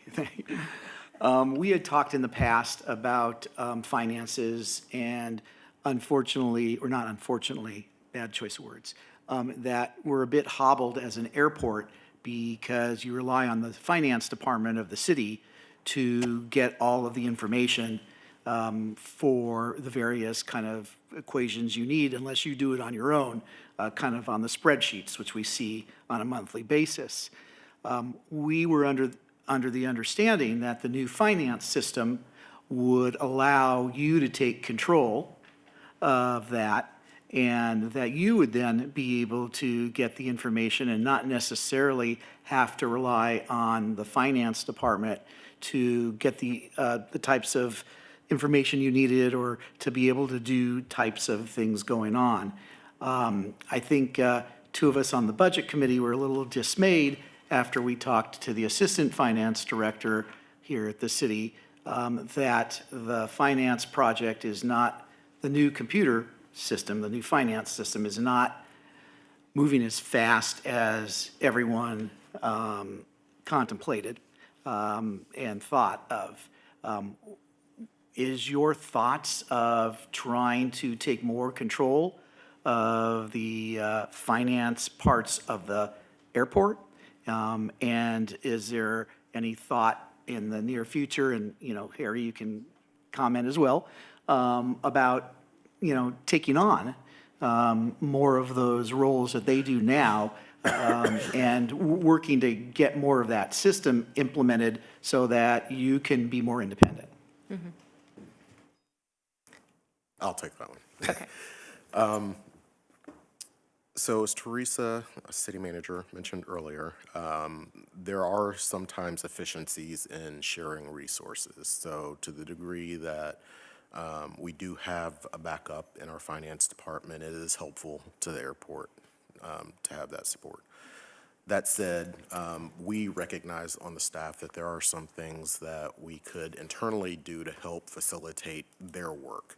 And so, yes, we do believe, you know, adding someone with expertise on the staff to help facilitate and help Victoria out with some of the budgeting and accounting aspects would be helpful, and we're looking at that now. I think it's important for us to strategically plan for that.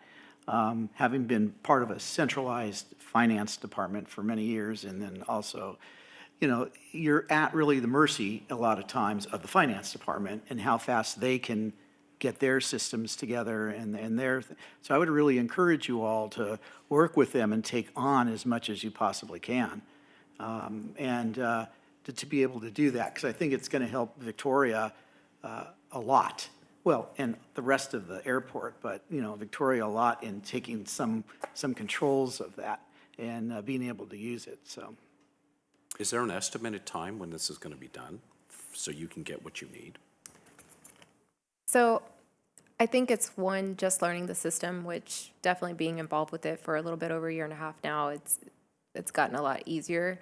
I think one of the things that you were referring to that was discussed in the past was, and correct me if I'm wrong, Commissioner Miller, is you wanted to see month by month, I want to say. Was it like a month by month comparison for what our budget was versus our actuals? Is that what it was, maybe? Well, that was one of the topics that we Okay. had, I think we did about 10, yeah. Year over year, quarter by quarter, month over month, so being able to see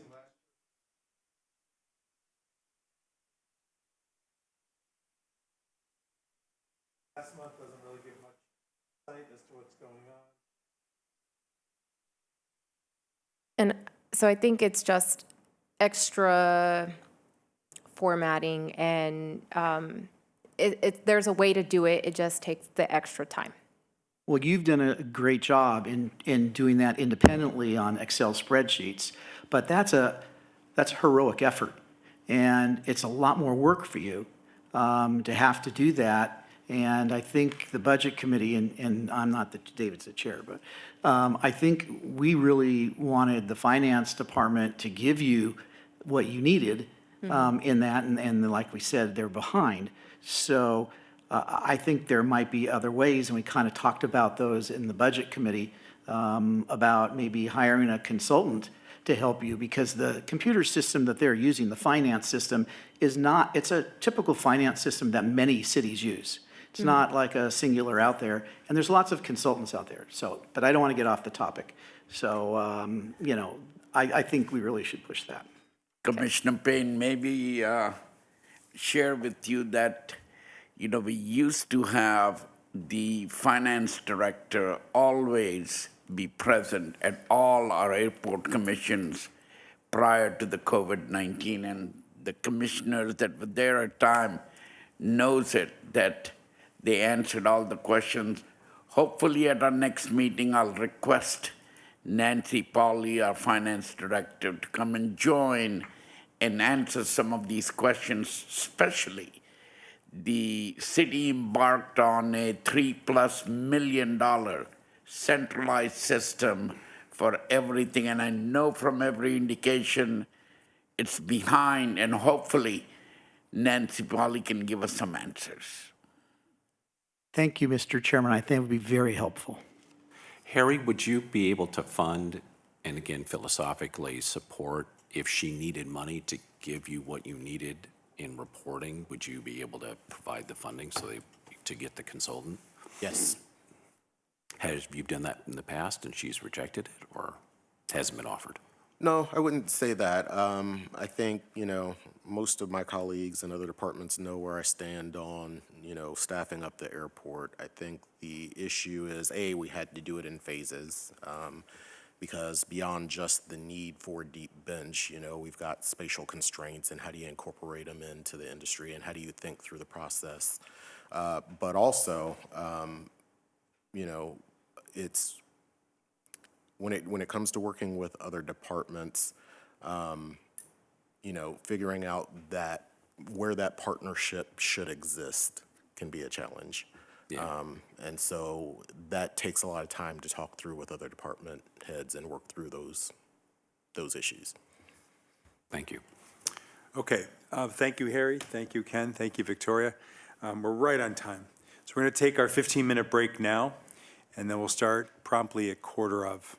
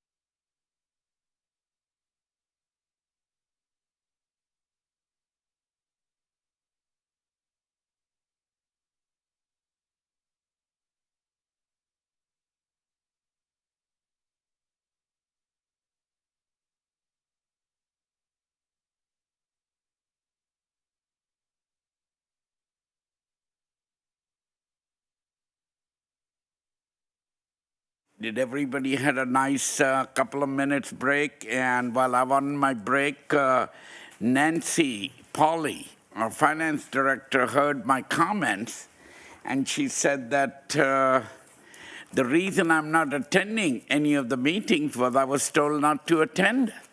And that was not Harry, but our airport director prior to that, but she said, I'll be happy to attend, and the accounting system, she even said, are fully operational, functional, and she'll be happy to provide whatever type of reports this commission wants, so that's great news. Good to know. Hear, hear. So our Victoria can now request whatever she wants, and Nancy will assist and facilitate. So Good to Dave, know. we've got to get that list out. Good to know. And then I also found out something else also. And I don't know whether it's true or not, but as of January 1, there will be no liaison of any commissions. So I don't know how we're going to handle that. But again, that's for next year, and we will do some lobbying and see what we can do. There you go. And out of the country. Anyways, his plan is to go out of the country. Take over, Vice Chair Kevin. All right, so now we're going to pivot, and we're going to look at futures and look at the proposed investments. And hopefully what you've seen so far has given you a context for what we're going to do next. But we thought it'd be interesting just to get a level set to see where we are going into this discussion. And so we put together this survey, sent it out to all of you, to get a sense of just where you were relative to the big picture priorities that we all look forward to in this long-term plan. And Victoria, do you want to walk us through kind of where we are and what we're thinking? Absolutely. So this is the survey that was sent out to all of the commissioners to get their feedback. And so we went through and we compiled the responses, and you will see the question, you will see the responses along with the number of responses that the commissioners selected. So for instance, one of the first questions was, over the next 20 years, what level of growth do you think is appropriate for Palm Springs? And so the options were PSP should continue to pursue growth to continue the region. PSP should implement strategies to cap demand at current levels. PSP should attempt to curtail current demand to preserve quality of life. And as you could see, of all 14 commissioners that responded, 14 commissioners selected to continue to pursue growth to support the region. The next question was states, based on current airport functions, which area of the airport do you believe needs to be focused on the most? The airfield, the terminal, the landside, or general aviation? And main terminal and concourses received 7 responses. Then landside, like public parking, roadways, rental car facility, and public transit received 4. And then airfield received 3. Which area of the airport do you believe needs the least attention? 13 said general aviation, which is the fixed base operators and the hangars. And then 1 said airfield, runways, taxiways, aprons, and safety areas. Over the next 5 years, what type of future improvements do you think should be the highest priority for Palm Springs management? Number 1 was replaces or improves aging infrastructure. And then second, increase airfield capacity and passenger access. And 1 focused on safety improvements, enhancements, and improves compliance with ADA. We got 0 for the highest in the next 5 years for historical preservation, improved sustainability and energy, and innovation, technology, and customer experience, including art. Over the next 5 years, what type of future improvements do you think should be the second highest priority for Palm Springs management staff? And the highest second highest priority was replace or improves aging infrastructure, increase airfield capacity and passenger access, and then there were some others for improved sustainability and energy, innovation, technology, and customer experience, including art, safety improvements, enhancements, improves compliance with ADA, and then historical preservation. Over the next 5 years, what type of future improvements do you think should be the lowest priority for management? And historical preservation came in at number 1. And then you see the others there, that the different selections that were made. The next highest would, I guess, be a tie between the safety improvements, enhancements, and the innovation, technology, and customer experience, including art. Excuse me, Victoria. Sure. Are we going to, as part of the program or this section, are we going to talk about these in detail a little more? Not this section, but the next. I'm just going to present all the survey results, and then we'll go into that on the next section. Okay. And Scott, is just to give a level set of where the group is going into the discussion. And then we'll have, we'll survey after each of the sections to see how that changes or what differences are once we look at the specific investments. This is just to give us a sense of where our head's going into this. Then we'll look at how this, we'll have a different way of doing this. We'll look at our priorities and then come back and say, now what do we think? Right, because I think all of us, we can look at this, and this is our collective thoughts and opinions and stuff like that, but I think there's a lot of other things that will influence this that we're kind of keeping out in the absence. That's the intent. Okay. That's the intent. Okay. You're welcome. Over the next 20 years, what type of future improvements do you think should be the highest priority for management staff? And that was increase airfield capacity and passenger access, and then in tied place, replace or improves aging infrastructure, and improve sustainability and energy efficiency. Over the next 20 years, what type of future improvements do you think should be the second highest priority for Palm Springs management staff? And number 1 was historical preservation, then increase airfield capacity and passenger access, and then safety improvements, enhancements, and improves compliance with ADA. This slide was more of a, let us know what you think should be added to the airport's capital program. And some of these are on the existing capital program. Some of them are not. I'll highlight the ones that are on the capital program.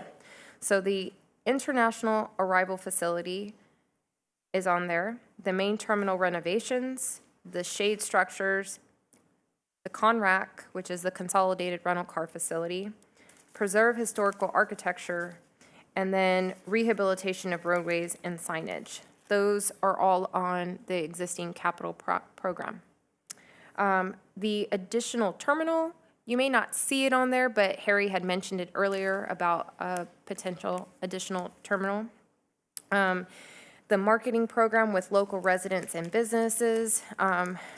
We are currently developing that as we speak.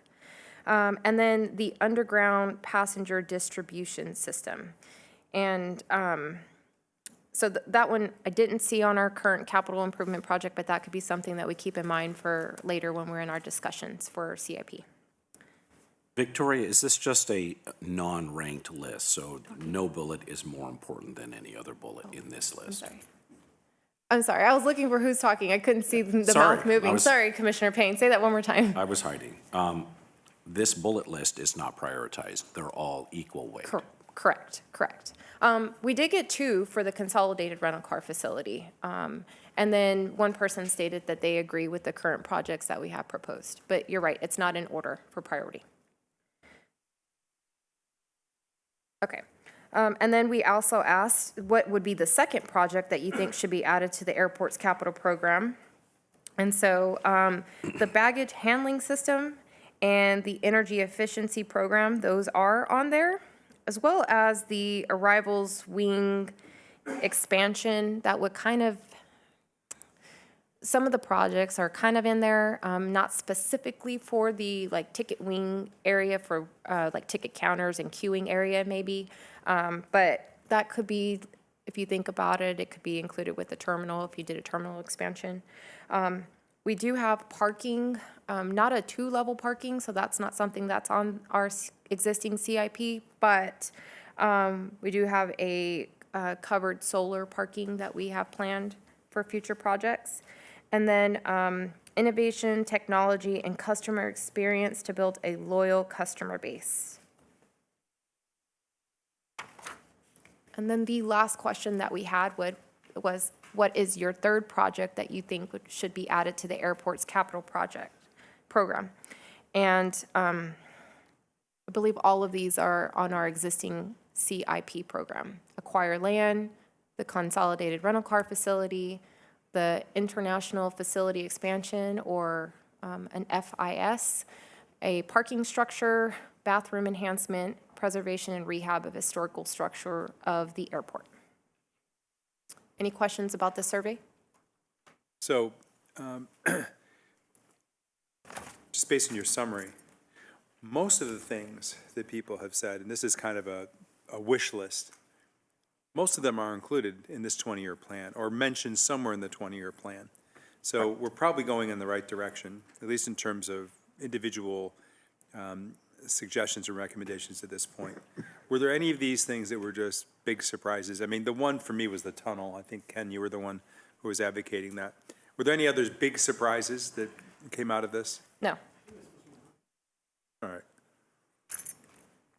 So that's what we think coming into this. Now we're going to pivot and we're going to look at the three different buckets of investments. And we'll come back and we'll survey at the end of each one of these, see how people feel about their priorities, and then summarize that at the end. So with that, we're turning it over. Ramon, you're leading this section? Yes, sir. Okay, so these are investments that are proposed for the next 5 years. Sure. The projects are, the summary of like what they are. And Just for clarification, when it says 22 through 27, does that mean they've already started? So you're already committed to these 22 to 27 projects? Yeah, just for clarification, so they're all in some level or phase of planning, whether that's we've put them on our capital program list with the FAA, whether we've budgeted and started the design process or the environmental process, they're all in some phase of work right now. So this goes on for several pages. So the way we should think about these is, unless we have a violent objection to it, these steady state, these are going, they're going to be completed in 27. True? Okay. Thank you. Is the mic, it's on, you can hear me? Good afternoon, Ramon Sanchez, I'm the Interim Operations Manager for Palm Springs Airport, and I'm going to go over the various investment options that we have laid out for the next several years. They're divided into three sections. The airport is technically subdivided into three sections: landside, terminal, and airside, and all facets of the airport are as important as the other, so they work hand in hand. The first section we're going to go over are the airside investment options. And the first one is going to be RON parking spaces. And that is under the subcategory of to increase airfield capacity and passenger access. And RON stands for remain overnight. That's to increase aircraft parking. It's really needed as we reach parking saturation. We want to continue to stay ahead of that growth. We can continue to bring passengers in. The next item, and forgive me, let me know if I move too fast. I will slow down. Quick question. Sure. This is the remote parking, which is No. This is for aircraft parking. Correct.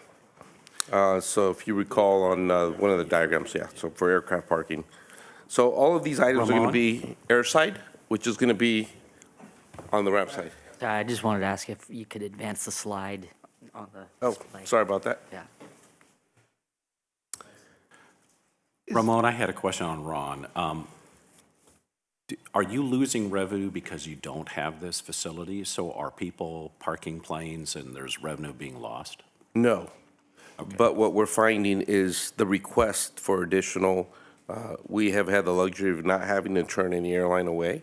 And so as we get closer to saturation points during, from a day-to-day standpoint, we need to think ahead so we don't run out of space because it's an inevitability. Thank you. Is there a way to marry the survey with what this is? I mean, it might be impossible to do it right now, but instead of going back and forth with the pages, we have the plans here, but how does that feed back to the survey results?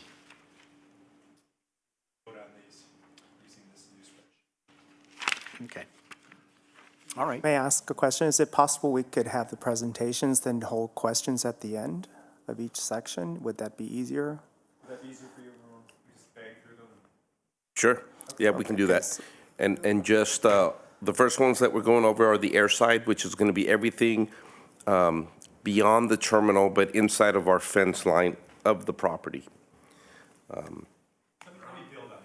Sure. Yeah. Can we take questions on like specific items as we go through, just because I have a question on the, Ron? We'll go through air side, then we'll ask questions. Okay. That'll work. The next item is covered under replaces or improves aging infrastructure, and that's our perimeter fence rehabilitation or security enhancement. Then we have our safety improvements and enhancements to improve compliance with ADA. First project is Airfield 31 left / 13 right rehabilitation and Airfield connector, the construction phase of that project. The Airfield 31 left / 13 right rehabilitation and Airfield connector, phase 2. The construction is phase 2 of that. And then the Airfield 31 left and 13 right rehabilitation and Airfield connector design, which is where we're currently at now. So these aren't listed in the sequence that they'll be done because you don't construct and then design, right? Correct. So Okay. my apologies. I'll try to read those in the order they're in. The Airfield rehabilitation in design, the phase 2 part will come after the initial. And continuing under safety improvements and enhancements to improve compliance with ADA, we also have, we're in the design phase of our Airfield, our taxiway whiskey and Alpha 1 rehabilitation. The design has already begun. That will follow the construction phase of Airfield, taxiway whiskey and taxiway Alpha 1. Followed by Gate 16 of pavement rehabilitation. That is already in the beginning phases of the construction phase.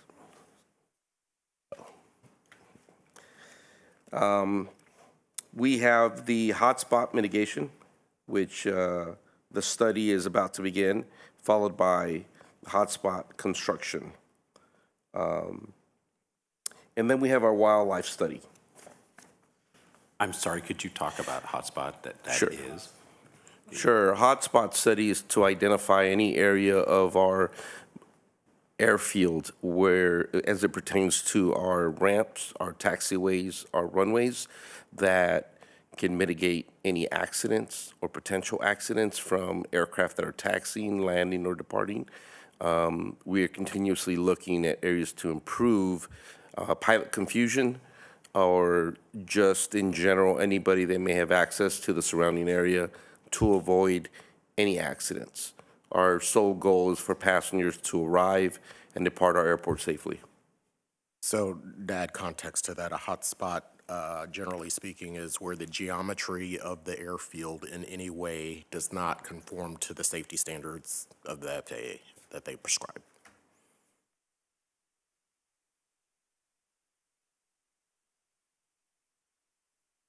So basically, in the next 5 years, the whole airfield is going to be repaved and be upgraded.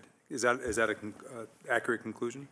No, we're just looking at our main taxiway whiskey, which is parallel to the commonly used runway, our main runway. And our main runway is looking at some rehabilitation. So just a portion, or I would say half. Half. Okay. Correct. Other questions? Can I add on to that? Go ahead, we can hear you. So we did a pavement study on the runway. Hello, here we go. So we did a pavement study on the runway, and from that pavement study, there was the conclusion that we needed to do rehabilitation of the pavement. So we needed to fix cracks, and Ramon, you could definitely jump in on this part. But we needed to fix cracks of the runway, if there was any uneven surfaces of the runway.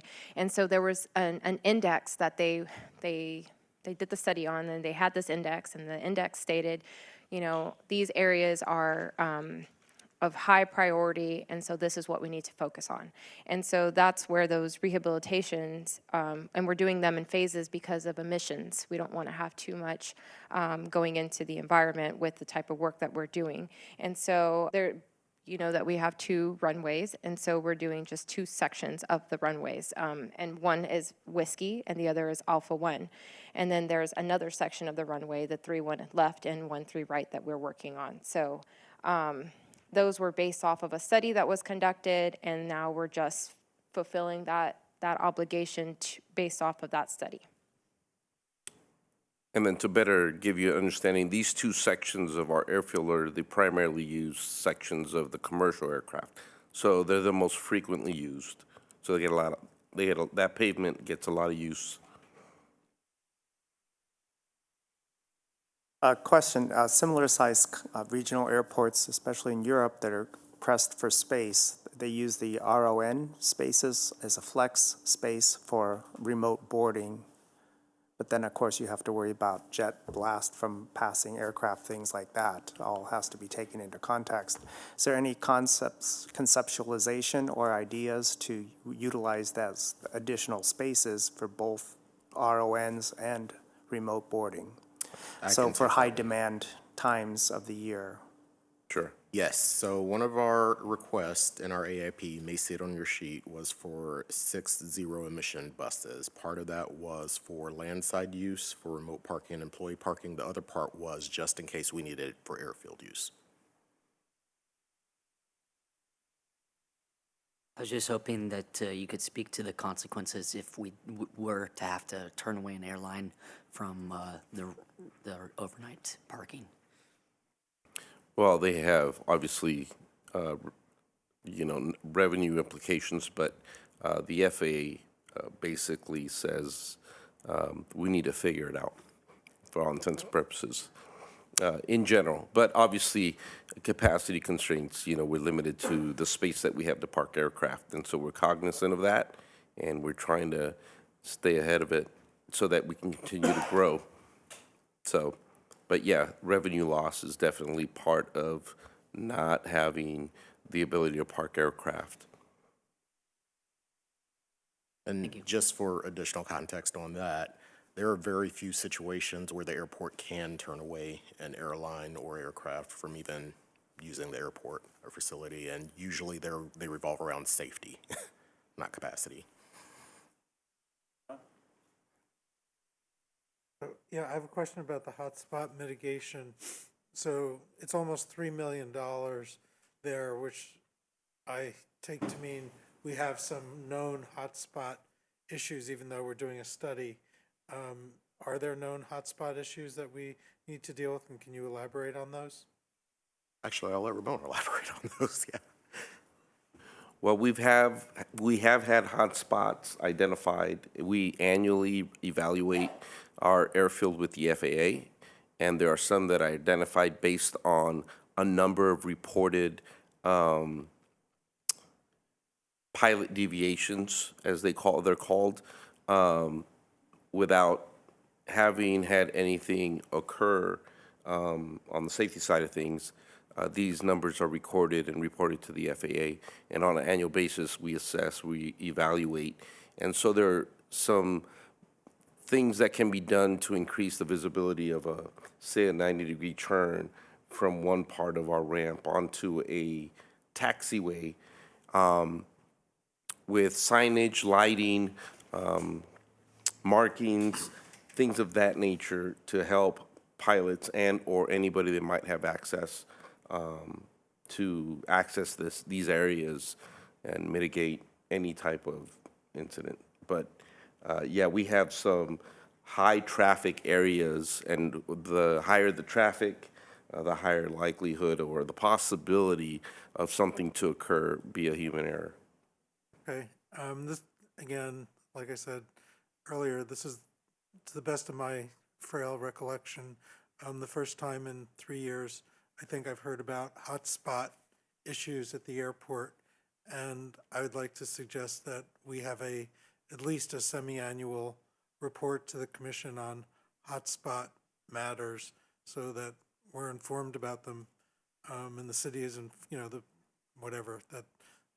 community, I don't think it's a community, but the people who are sort of have some oversight responsibility are informed about those things. And I don't think this is not panicked by what you're saying, because I think that's routine part of airport management, I'm sure, across the country, but I think we should be more aware of those issues.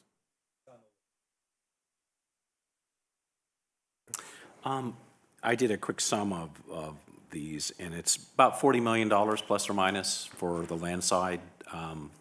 If you do a sum on a couple of pages, plus or minus. On the air side, you mean? Yeah, air side, yes.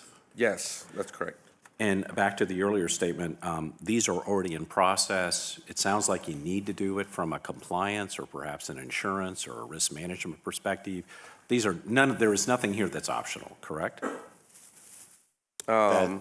That's pretty accurate based on the projects I'm looking at right now. So, yeah, all of these were either things that were identified over time. Maybe the regulation changed, or maybe pavement degraded and we needed to replace it as a part of the natural process. The hotspot study and the wildlife study in particular were FAA mandated. Yeah. So, yeah. When we go back to your org chart, and there's those 5 city agencies that we pay money to, are they involved, the engineering group or anybody else, or is this all specialty consultants that know how to do this stuff at airports with construction? So we've hired consultants for most of this. Now, some of this may be tangentially coordinated with some of the other departments, with engineering or planning or one of the other departments, but generally speaking, we hire consultants to manage that. So is it fair to say that the majority of the effort and the funding, I'm going to say 95, 98, 99%, is directly to getting this work done, and very little, 1%, 2%, 3%, is going to a city agency to either oversee or provide a PE stamp or anything like that? That's an accurate statement. Okay, thank you. Absolutely. Go. Just one quick question. So Sure. these are, I want to make sure I understood. You said these are mostly mandated by the FAA. Some of them were mandated. So the hotspot study and the wildlife study were mandated. That was one where the FAA had asked us for a number of years to undertake those, and so we finally agreed. The others are a part of the normal operation of running an airport, right? So you generally would replace your runway, particularly if it's heavily used, every 8 to 10 years. Your taxiway is going to degrade, especially if it's heavily used. You would replace that every 15 years, et cetera. So if the FAA mandates it, do they also give you a higher priority on discretionary grant funding that can be used rather than the discretionary, than the yearly allocations that you get? Or do they expect you to pay for it out of the yearly allocations? So the way it works, we plan in 5-year cycles with the FAA. So we usually see these things pretty in advance, and we're usually planning that out 3 or 4 years in advance. There are a number of ways we can do it. We do start with our entitlement funds, but we could stack those entitlement funds, roll them over. They do give us higher priority for discretionary in situations where, you know, it is truly a safety issue and they want to address it right now. So yeah, there's a little bit of flexibility there with the funding mechanism. All right. And now we're moving on to the land side, which is everything beyond, in front of the terminal that is airport property or under our purview. The first few projects are going to fall under improved sustainability and energy efficiency. We're looking at converting airport vehicles to zero emissions. That's to be determined right now on cost-wise, because we need to phase all of that. We are in the design phase of electric charging station infrastructure. So we get more EV chargers at the airport in some capacity. And then followed by the construction of that infrastructure. As Harry alluded to, we're in the process of trying to procure 6 zero-emission buses. Under increased airfield capacity and passenger access, we're looking at a design for a CONRAC or a consolidated rental car facility. We're looking to design and pave the economy lot that we currently have. And we're also looking to get a design and pave of the employee lot that's west of El Cielo that was depicted in the images earlier. So these are some big ticket items too. John, can you just let him clear the next slide? And continuing under increased airfield capacity and passenger access, we're looking to redesign the Kirk Douglas Way Loop roadway, followed by the construction of that. And then property acquisition, which is a parcel south of the property, the airport property. And then under innovation, technology, and customer experience, including art, we're looking at a new parking revenue system. We've had the same parking revenue system for quite some time now. And the last item under land side is going to be under replaces or improves aging infrastructure, and that's to procure landside vehicles, 2 landside vehicles.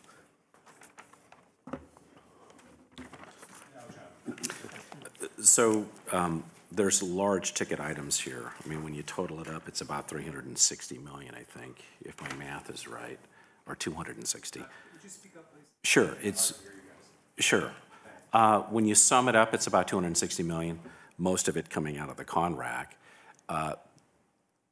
It's in design, so I'm struggling with what is going to be in the master plan for the review, approval by the commission, et cetera, versus the ship has already left the dock and it's steaming down to Tahiti. So what's going on?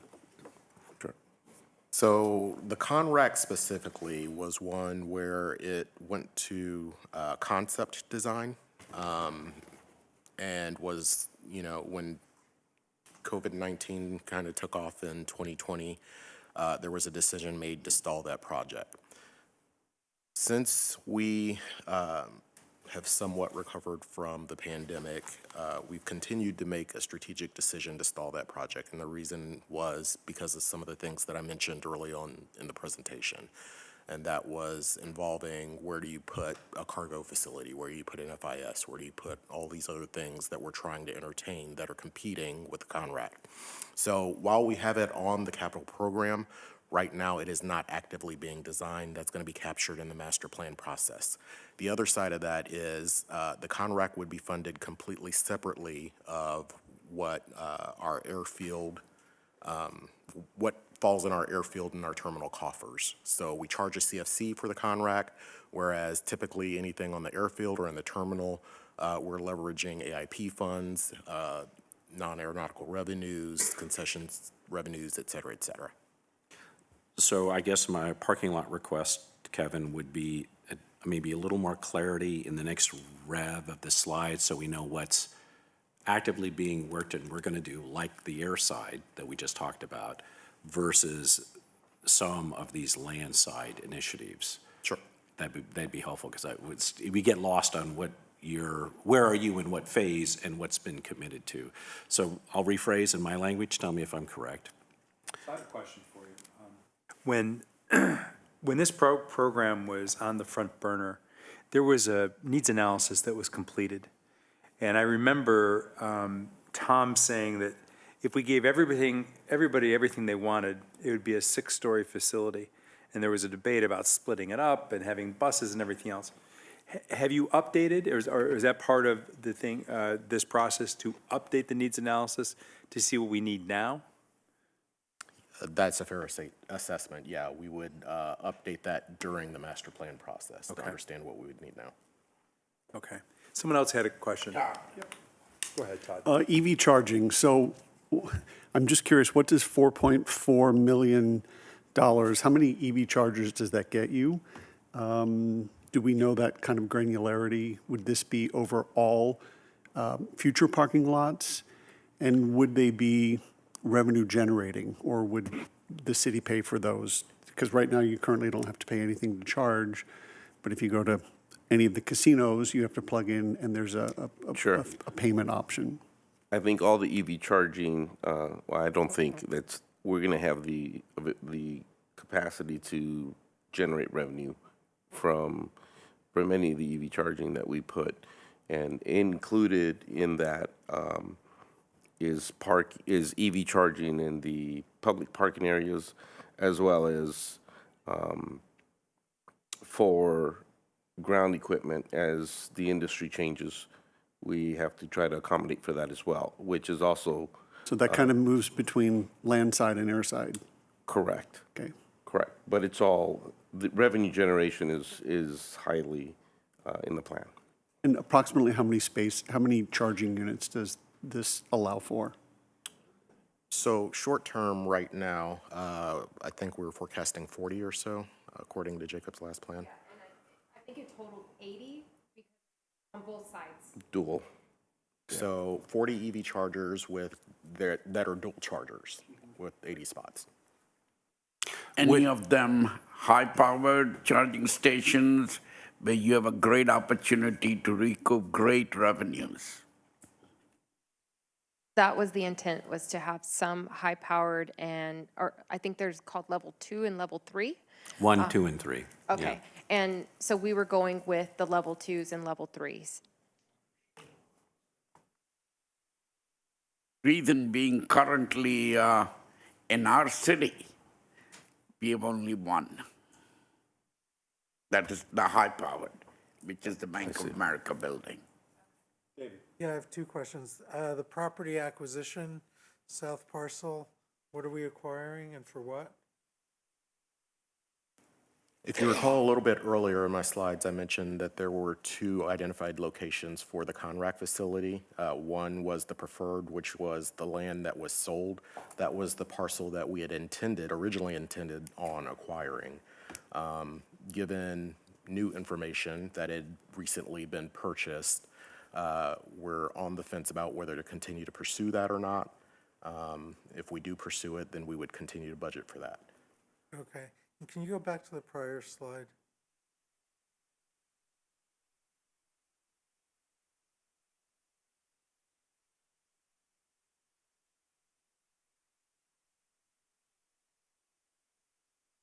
Okay, my question is, I'm not as good at zeros as I used to be, but consolidated rental car facility design of 200, is that 250 million? I don't think that's what. Right, we're not spending that on design. So is this, and then I think you said that this is going to be funded somewhere from some other source. So when we're talking about totals and things, I think this is a little, needs clarification or something. Yeah, so certainly the slide could be cleaned up. But yeah, that would be the total cost of a facility if it were constructed as envisioned, as originally envisioned, was $250 million. And that was based on what the consultant provided at the time under Director Nolan, was that $250 million price tag. With regard to, I think for us, it would have been way too onerous and complicated to split out the funding sources on these slides. So that's part of the reason why they're lumped into one, because you've got so many different funding sources. So what do we anticipate the design phase to cost? I can answer that. About 10% of that. And we actually, because you had raised the question with us, because, remind me your name again, Wiseman? Commissioner Wiseman, yeah. Okay, Commissioner Wiseman. Commissioner Wiseman had raised that question with us, like 250 million for design, and it typically it's 10% of cost of what the whole construction project's going to be. But we actually budgeted for 2 million this year in our expenses for the customer facility fund. So, and that was just based off of the staff report that was prepared with Gensler back in 2019 or 18 when it was first discussed for them to start doing the design on it. So that was an old estimate from what was previously provided to City Council and awarded to Gensler.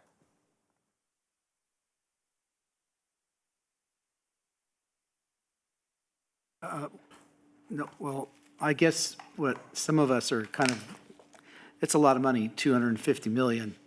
And if you look at the revenues that you've projected over the next 5 years from just the car, that's nowhere close to what you're going to need. Even if you bonded for this over 30 years, you're still coming up a bit short with what you're going to need to pay off the annual bond.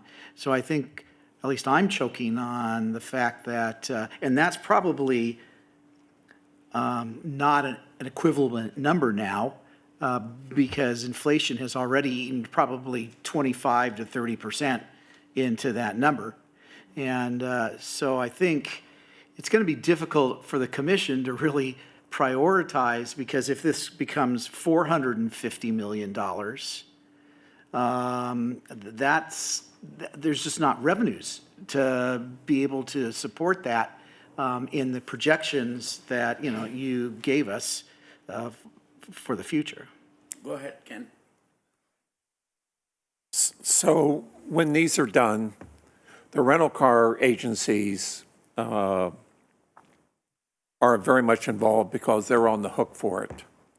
And so the passenger facility, the rental car facility surcharge that customers are going to have to pay will be increased substantially. And 250 million is actually on the low side of what these things cost. I think DFW just spent $500 million for theirs. So I'd like to remind the commission that we've been planning for this for a while. And that was based off a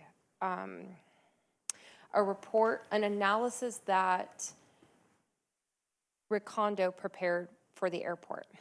And they were trying to determine what was going to be needed in order for us to fund this. So there is a report out there. And it's actually, you probably could find it when we went to City Council, because the whole reason why we increased our rates from the $10 per transaction to the $9 per day up to 5 days was so that we could start banking for this future project, because we were going to need enough cash in our bank account for us to be able to even take out a bond, right? Like you're saying. So, so there was an analysis that was performed on it, and we did different bonds, like I want to say a 20, 25, and 30-year bond. And we needed to hit, and I don't remember the numbers right now, but we needed to hit a certain amount before we can actually take out those bonds. So that's the whole reason why we worked with the car rental companies so that we could increase the rates to the new rate so that we could start collecting more.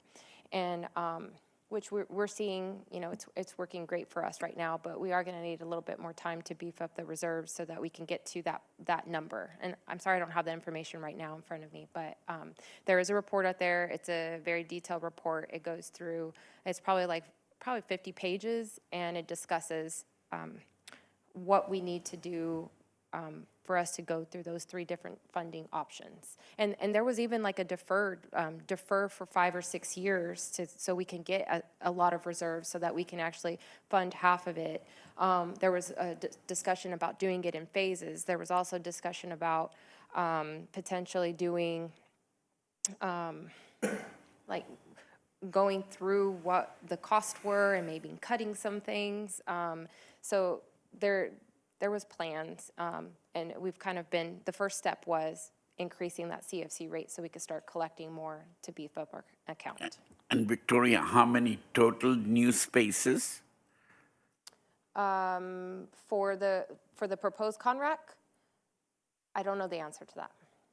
So that, I don't know the exact number, but the calculation was a forecast of what we would need out to the year 2040. I got the number now. And that's with just 3 car companies that we have here now? And all 3 of those car companies are 100% in favor of all of this? Yes. So go ahead. So I'm still confused. So I got the sense from Harry a moment ago that it was suspended, but it sounds to me when I hear this discussion, you've already made the decision, you're going forward, you're banking buckaroos in the bank. So is this a done deal? So the only thing that we've suspended was actually siting the facility, designing the facility, and making sure, you know, moving forward with the construction process. What we haven't suspended was the idea that we need a Conrac because we don't have the space to accommodate the rental car needs. We made a calculated decision right as the pandemic was hitting, to suspend it, not only based on just the general concern of where the economy was headed at the time, but also some of these inputs such as, you know, do we have enough revenue to continue on? Is it sited in the right spot? Is this really the structure that the city or the rental car companies want? So we took all of that into account. We said we're not going to move forward right now with constructing something because we need to get on the same page about what we actually want to construct. And that's what we're doing now, is that analysis. So the decision was made just roughly in 2018 based on analysis done in 2018, early 2019? In terms of the report, yeah, that'd be accurate. Well, the decision to move forward with the Conrac. Yes. So, okay. So I guess my personal opinion is things have changed significantly since that decision.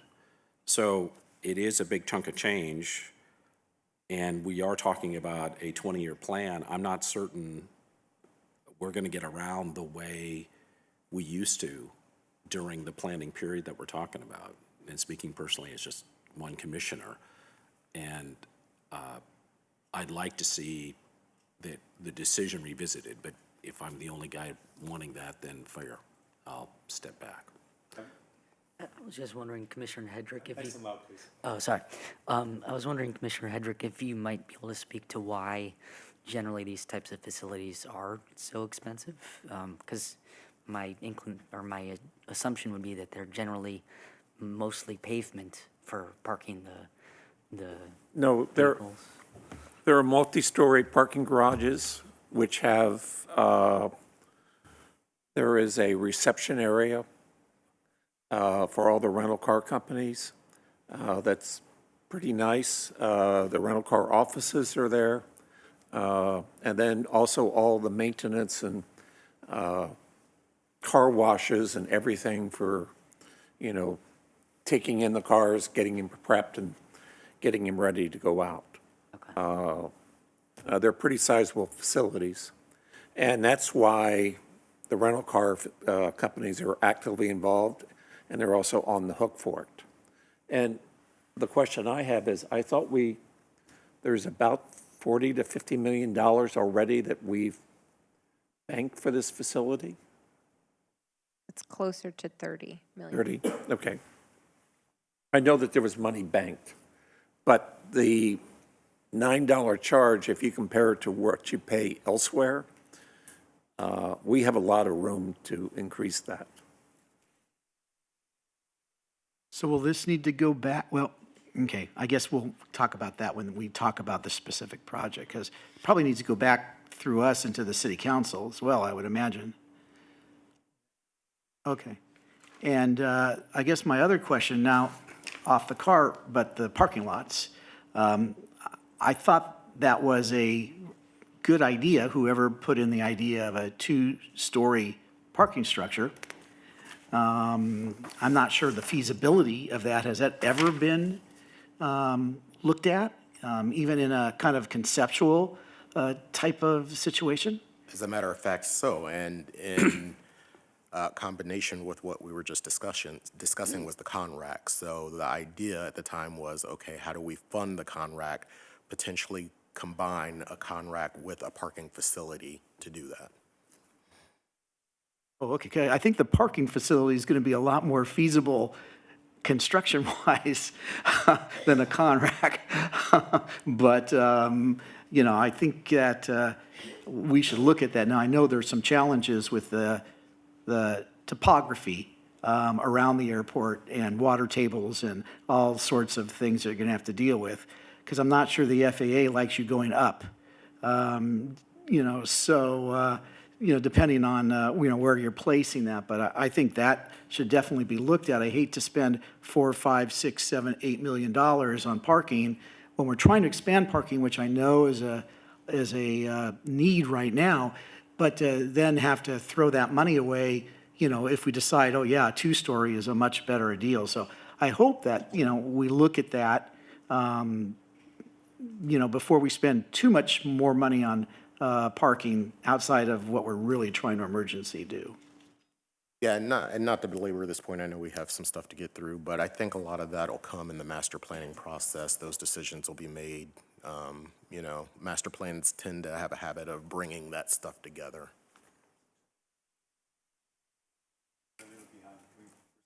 All right, we'll proceed on to the terminal and the projects that we have slated here. Under historical preservation and rehabilitation, we have the main terminal facade restoration, design, and construction.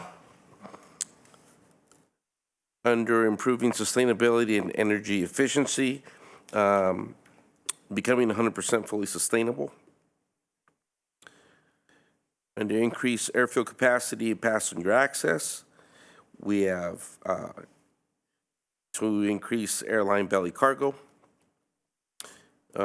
We are looking at getting a design concept and construction of the arrivals baggage claim renovation or expansion of the baggage claim area.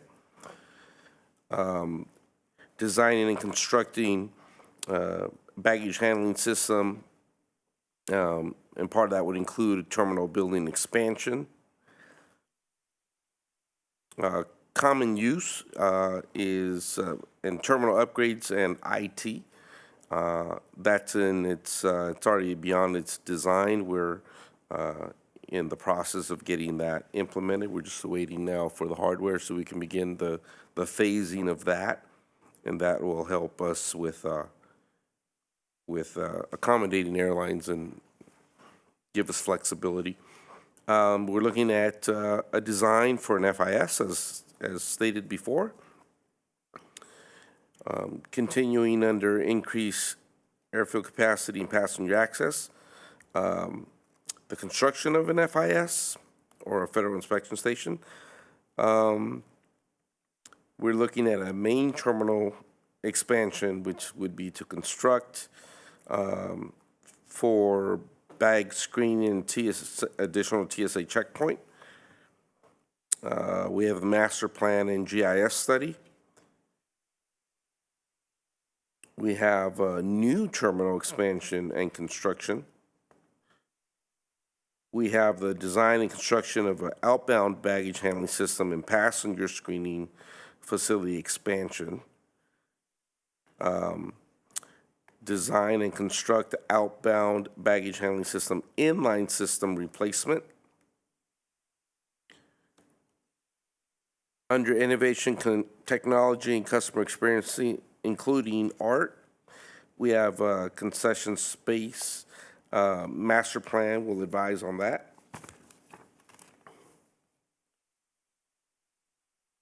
We have RJ Concourse terminal improvements, incline boarding bridges designed for that. Under replaces or improves aging infrastructure, we're looking at main terminal lobby carpet replacement, HVAC infrastructure replacement of 2 boilers and 3 chillers and pumps, design and construct roof rehabilitation of the main terminal, phase 1 of shaded area, TSA, rehab the existing walkway and the Uber and Lyft waiting area, the telehandler. We're looking at a telehandler, a forklift with boom, and we're looking at replacing our 2 trash compactors. Under safety improvements, enhancements, improves compliance with ADA, we're looking at ADA improvement for hearing impaired, so more visual paging, things of that nature. ADA improvements under hidden disabilities. ADA improvements for mobility.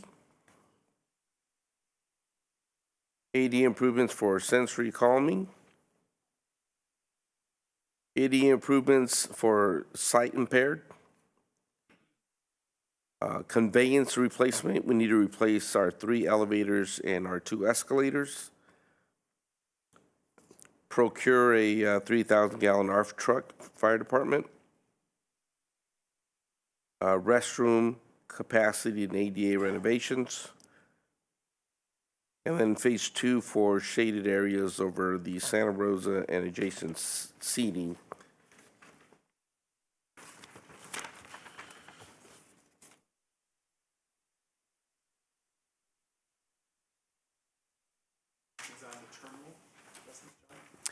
It'd be neat if there's a way to take the growth chart that Ken put together that feels pretty much spot on based on Harry's comments as well and staff, and then map these improvement requests to that growth.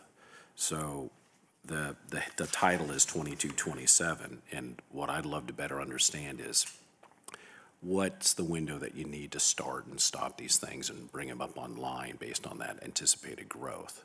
That would be helpful from the standpoint of making a decision. And then the other criteria that I often use when I look at things like this is either it's driving revenue or it's reducing costs, it's maintaining compliance, life safety, et cetera, or it's improving customer experience. So very simple 4-column matrix. And if we look at our passenger growth, and then many of these are going to be doing more than one thing. So if I get a big win, if I check all 4 boxes, so that would pop to the top, and something that only checked 1 box, unless it's compliance, would perhaps fall down below. So that kind of resorting of all of these initiatives, other than the ones you have to do, the first part that we went through, the air side, I think that would help generate really good discussion around, you know, we got to split the baby, when do we do it, et cetera. I'm going to respond to that. What you don't see on here, what we probably should have provided, was our strategy and approach to how we were funding them. Because if you look at that matrix, it provides a lot more clarity on that nexus that you were referring to. Some of these obviously The money might be gone. I'm sorry? The money might be gone, so that might be driven by funding availability. Right, exactly that. So some of these were solely entitlement or solely airport revenues. Other of these we're taking advantage or are going to attempt to take advantage of some of those supplemental funds that are out there. Sure. I have a question on the concession space. Do we have money? I don't know where we are with the concessions piece. We're close. Okay. This $6 million that you're talking about, is that to support whoever the winners are, this process? For example, there was a concern that the forecast for food and beverage was way, way, way more expensive than their capital plans would allow, and some people were backing away from bidding on food and beverage. Does that could that $6 million that's here mitigate some of those concerns about the airport sharing costs for concessions? The original intent for the 6 million was for the prior Celebrity Bistro, because it needs a lot of improvements inside, like the plumbing, the electrical. It has like 8 walk-in refrigerators and freezers that are all down.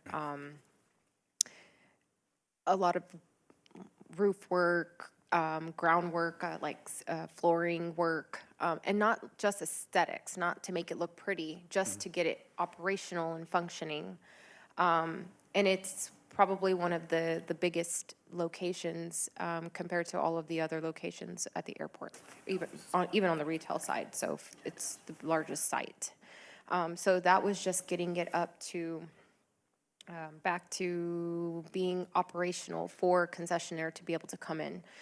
That was the primary focus for that $6 million. And that is just more of like a future plan. It wasn't exactly for this current concessions RFP that went out. So they're not factoring this into the bids that we're looking at now? Correct. Okay. Okay. Other questions?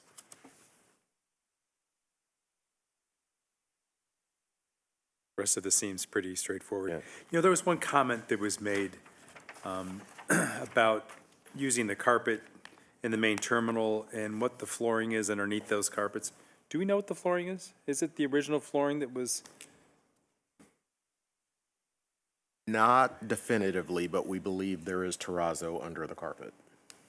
Is there any merit in looking at that in this process to bring that back, as some people have suggested? Daniel and I were discussing that with Mr. Wexler yesterday, so yeah, there's merit in that. Just a thought. If it exists underneath, then it could be.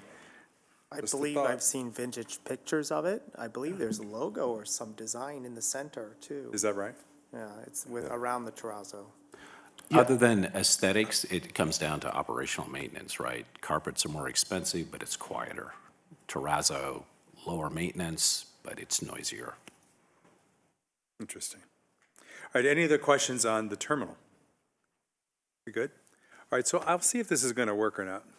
But this was the idea, that you take the big Excel spreadsheet, and circle 4 of the things that you think from this first section, which is the 5-year window. Just circle the 4 that you think are most important.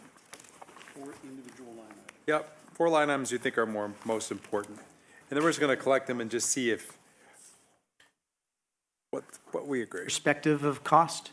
Yep. What do you think are the 4 most important things that you'd advocate we spend time on moving forward? Is it the first 5 years? Yes, just the first 2, and there are 2 pages. There's 2 pages of that. Just circle 4 and put your name on it, please.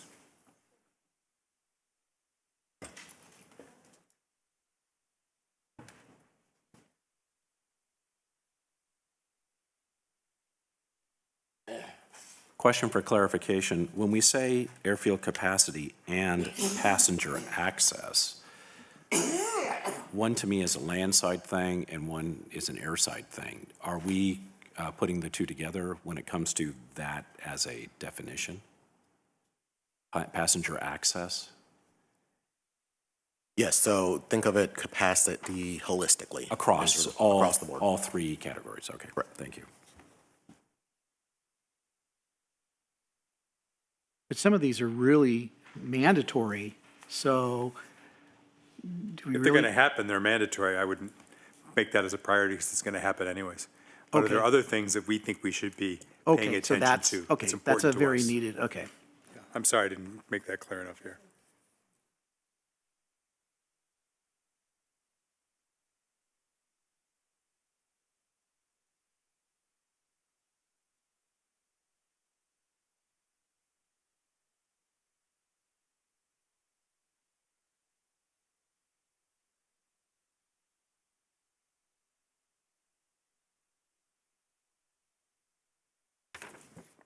Again, sorry, a question for clarification. Harry, is there anything on these 2 pages that isn't something you got to do? I guess the ARF truck might be on the last page. That could be deferred. I'm just looking for what could be deferred.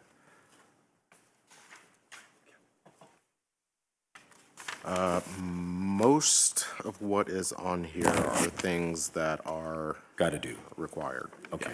So it's just what priority do we do them in? Thanks.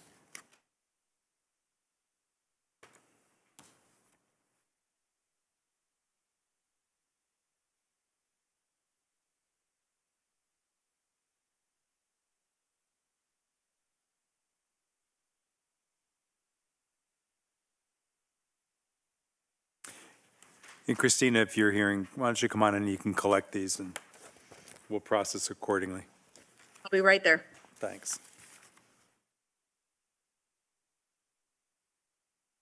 These things for that you think are most important, that you want to spend time on?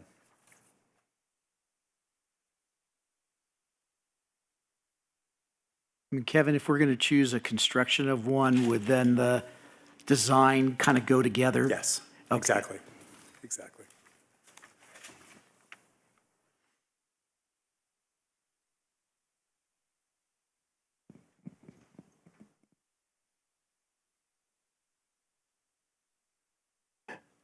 Can I answer a quick question for Commissioner Payne? Ms. Ramon? Just when you asked about the full-time employees, wanted to update you of the airport staff of 69 employees. We have 20 vacancies we're trying to fill.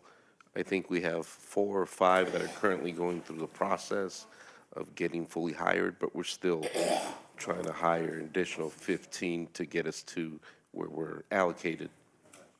So 69, 5 in the process, total of 20 for 89.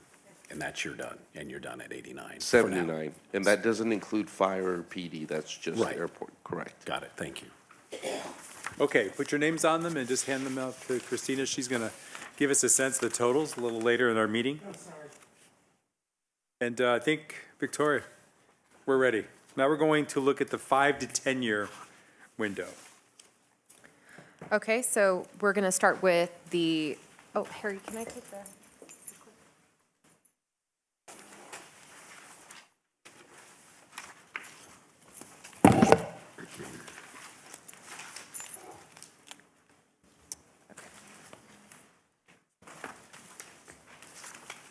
Thank you.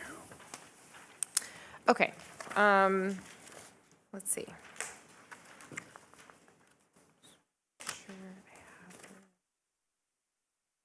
So, go ahead. When we look at the next 2 windows, kind of getting back to, I think, what John said earlier, are these really wish list pieces, or a lot of these proposals are mandatory, they're going to be required because this is where the airport is at that time? Can you give us a sense of how much of this is really hardwired to get done versus investments that may have more flexibility or more options? So typically how it works is everything that's super high priority and required, we're generally going to front load that in our capital program. And then as we get further out, it's more wish list. So 5 to 10 years, there's probably a mix of both. And then as you look beyond 10 years, it's pie in the sky. This is what we hope to achieve. Got it. That's helpful. Thank you. Go ahead. And I would also consider the airfield as a very important asset to the airport. So that's most likely going to be something that would be a priority of getting completed for a project. So keep that in mind. So this is projects with that out after the 5 years, so within the next 10 years. So as far as the airfield goes, there's the Airfield 3-1 right, 1-3 left rehab, which would be just the small runway. So what we didn't do during our first 2 phases from the PMI study, the Pavement Management Index study. Then there is the rubble removal and paint removal equipment. So currently, we contract that out. Pretty much over time, as you start painting and repainting so that you could see all the lines on the airfield, that starts to build up, and then that starts to create an uneven surface for the aircraft that's landing, and so that is a hazard. So we are looking to actually purchase the equipment and take care of that ourselves rather than contracting that out. Then there is a new category, general aviation, which is replaces or improves aging infrastructure. So that's adding additional general aviation, a general aviation terminal, so a new fixed base operator. Do you have a question, Mr. Feltman? Okay. Aside from that is the landside improvements. So we're considering a covered solar public parking, installing a solar farm. So we're going to determine with the master plan where that location would be. It's going to get us closer to being more green. Then increasing the airfield capacity and passenger access would be an intermodal transportation facility. Harry, can you just describe that a little bit more, please? Sure. So a lot of airports are doing this now, and this is actually consistent with our broader city goals, which is to make sure that we have regional transportation that supplies the airport. So whether that's bus, rail, streetcar, whatever else, we need to have a facility available so that people who typically aren't able to get to the airport can do so. Sunline stopping at the actual terminal.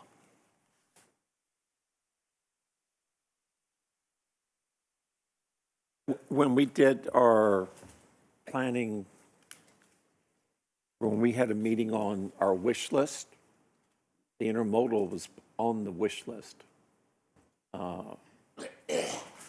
And I think we were talking about combining it with the rental car facility as a multimodal rental car, bus, whatever. You're talking when we were working on our priorities for 2022. Yes. Yeah, got it. Okay. Redesign the vehicle inspection plaza to expand the alternate control center and incorporate landside operations. So I'm not sure if y'all have noticed this little small building off to the right when you're coming into the terminal. That's our vehicle inspection plaza that will inspect all of our the vehicles that are coming into the airport. So vehicles could include concessions, food, retail trucks, large equipment, any other kind of work that's being done by consultants and contractors. They'll come through the vehicle inspection plaza. The vehicle inspection plaza will issue permits for taxis and commercial vehicles. They'll do background checks, the fingerprinting and the badging, and it's in a really little tiny confined space, and all these people all day long are coming through, and they're literally getting inspected and going through the application fingerprinting process. So we're hoping to expand that, but also make it an alternate control center. So at this very moment, we do have the control center attached to it. The control center, and Ramon, please feel free to jump in because this is your department. It's your specialty. The control center is the one-stop shop for everything that happens here at the airport. So they are, it's kind of neat to go in. There's multiple screens everywhere, and it's showing you all the people that are badging in and out at all the doors. It's reading their badges. It's So some of that's security sensitive, Victoria, but. okay. I'm kidding.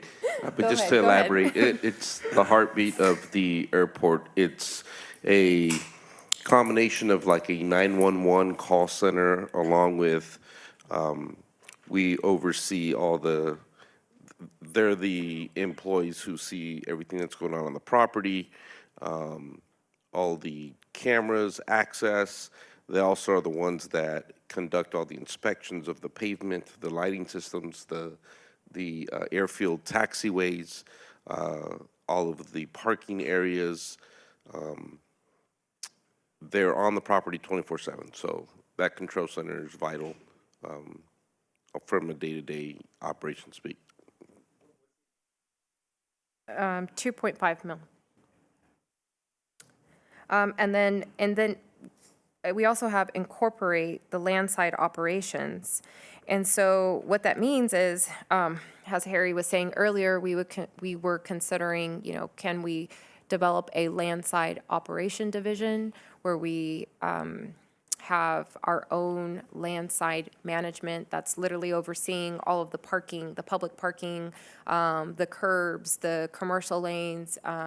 So that would be the location where we would house that landside operation.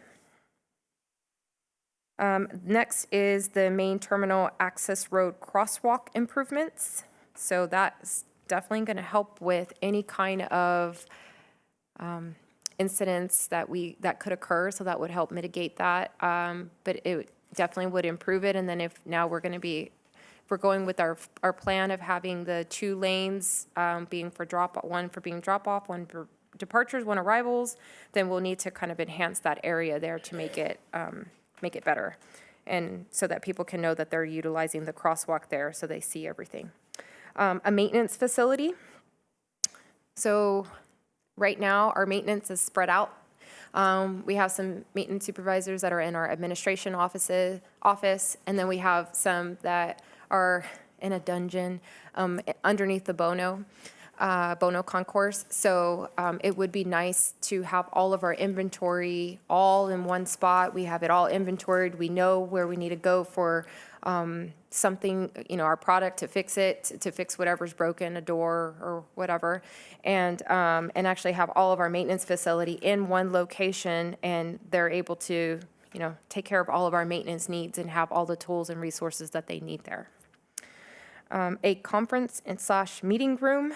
Right now, even when I would watch the videos from the commission back in the past, it seemed like everybody was tightly cramped in there. And so it would be nice to have a larger space for our commission to meet, and then even offer the conference room to our tenants, because currently they'll reach out to us to utilize our conference room, and they're doing training, like their ground handlers are doing training for the upcoming flights that are happening, and it's like jam-packed book, and we don't have any other options for them, and they need to start preparing for this season as well. So it's just a first come, first served basis, so it'd be nice to have either an additional or a larger meeting room, conference room. And it could even be a potential revenue source that we could, like you're thinking. That's what I was going to ask.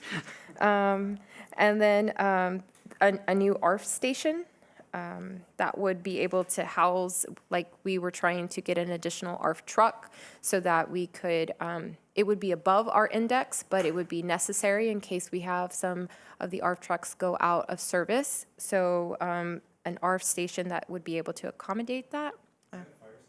Yes, I'm sorry. Yes. So that is our aircraft. There you go. Aircraft Rescue Firefighting Station. Next is the Bono tent roof replacement.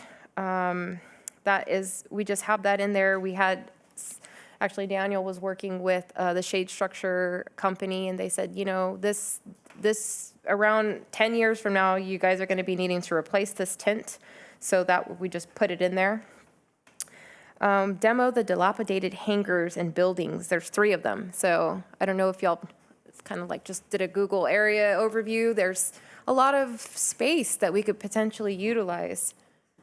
It is, and it's fenced, but still we want to get rid of those and maybe put something else there. Microlight upgrade, that is around the whole terminal buildings. New badging testing offices. That was kind of going in place with the redesign of the vehicle inspection plaza, but definitely something that's needed. Testing offices, when I say that, I mean, this is where we'll have all of our tenants do all of their training. A new control center. So right now, like I said, we're currently using our alternate location because our current location is getting tested. The Bono flooring, resurface the exterior concrete floor. I don't know if y'all have seen it, but it definitely needs it. And then a new fire alarm system in the main terminal, minus the ticketing wing, because once we just did that renovation, we added a new one in there. So the remaining part of the terminal, updating that, and then inside of the Bono terminal and the regional concourse terminal. And then lastly is the paint striping truck. So that could be just for all of our airport needs. That's it. So questions? Thank you. I'll defer to David.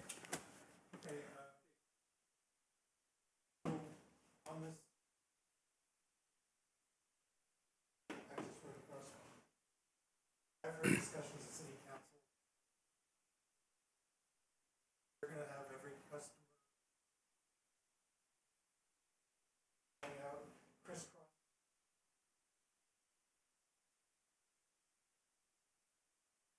The analysis that was done, come up with. I am not an expert in this. $1,000 to achieve.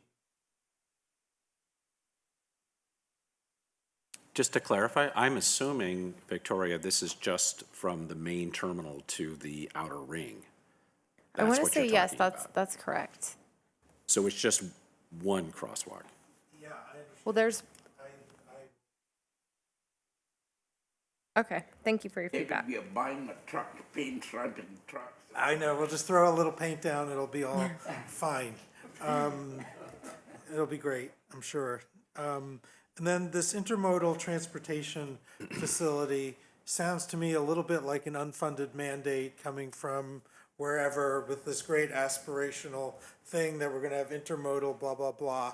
And I would really ask that if we're going to be looking at this for a 10-year plan, that we really do some analysis on the benefits and the cost, you know, for the airport, period. I mean, I could pontificate on why I don't really think a $50 million expenditure for an intermodal, whatever it is gonna create much benefit or have much use.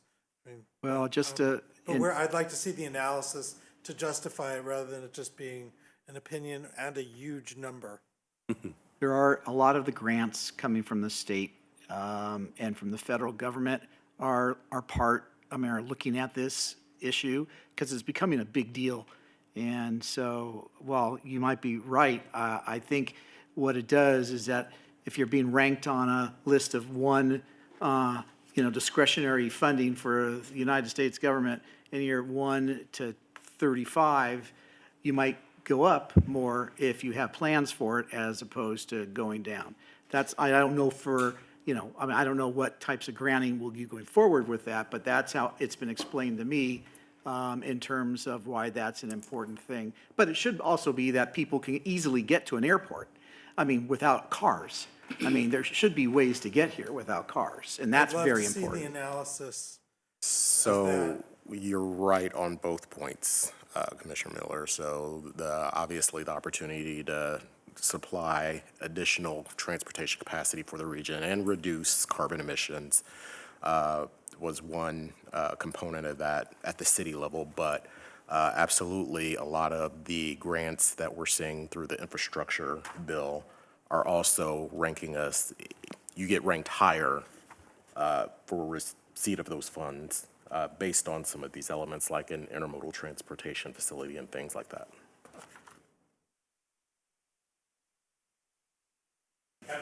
Yeah, so, I guess on that topic, would also agree that it seems a little bit silly unless we can get some form of train or light rail concept involved, because having an intermodal facility that only has buses is not really intermodal fundamentally.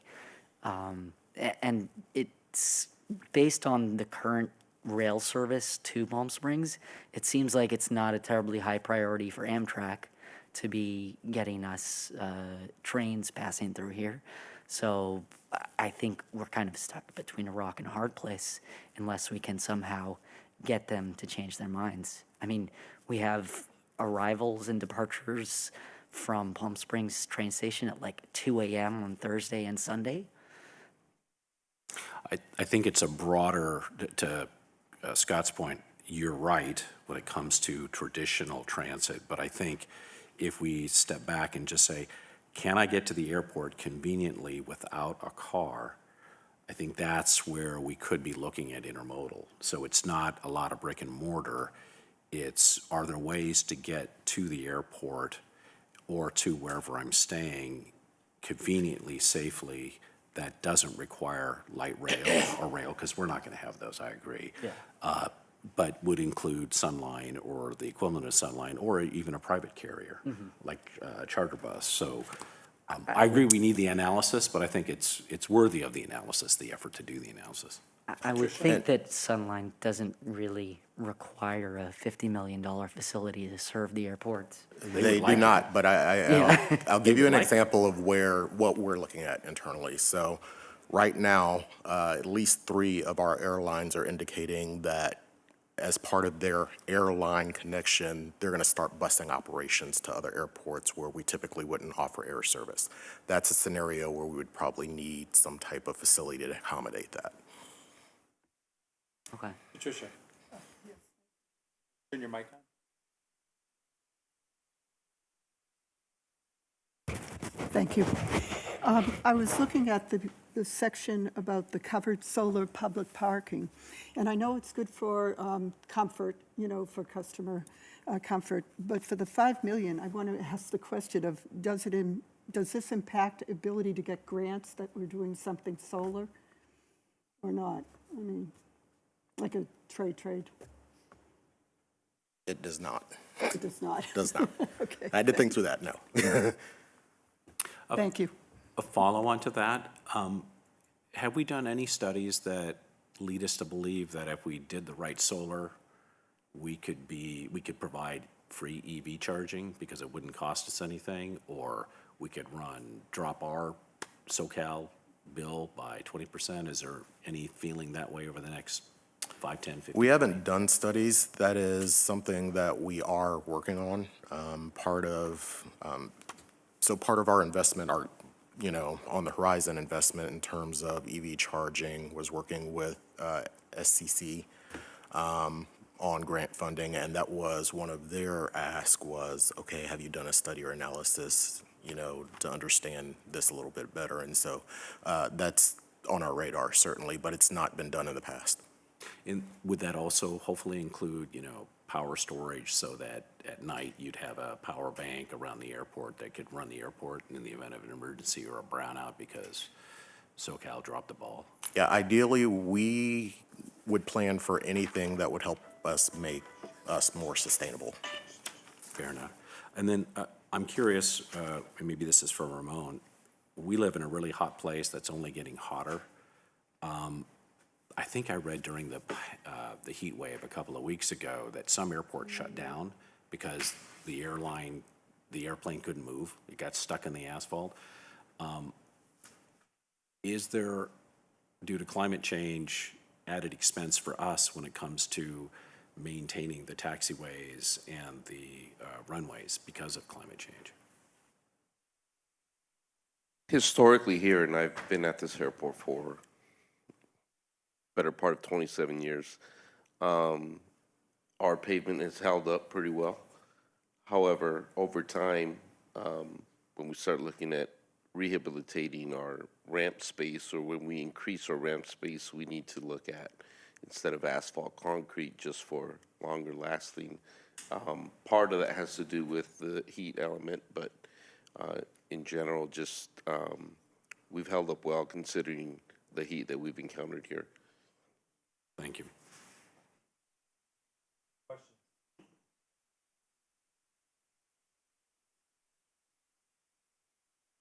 We're going to continue. We're going to do Harry's piece, which is the 10 to 20 piece. It's just one slide.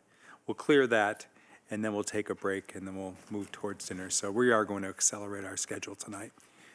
So let's just proceed, and then we'll ask you to do this exercise after we've done Harry's piece. Harry? So this is taking us 10 to 20 years.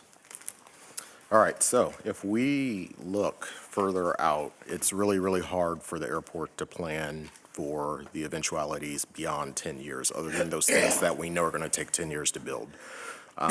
If we look at land side, you know, our focus really is on sustainability and energy efficiency, which include landscape improvements. You all may notice that the grass is starting to brown around the airport. Part of that is due to water conservation, and we think it'd be in our interest to move to something a little more sustainable. Noise mitigation, that could come in the form of some type of wall or barrier. That could come in the form of potential grants for certain housing elements, just depending on where they are relative to the airfield, or things that we can do on the airport property to reduce noise impacts to the community. Focus on innovation and technology, certainly. I can't forecast what is going to happen in terms of disruptive technologies, but we certainly want to start incorporating that a little more into the airport campus as we go year over year. And that'll include some landside wayfinding improvements, which may be digital signage. One of the particular challenges, I don't know if you all know this, is as airlines enter the market and leave the market, we have to go and reprint a sign every time that happens. It takes a couple of weeks. It's ridiculous. Replacing infrastructure, which will include various parking lot upgrades, but we've identified on here to repave lots A through D, as well as our Alejo lots, which are, I don't know how to describe them, just off El Cielo on the northern part of the airfield. Safety improvements and enhancements for ADA.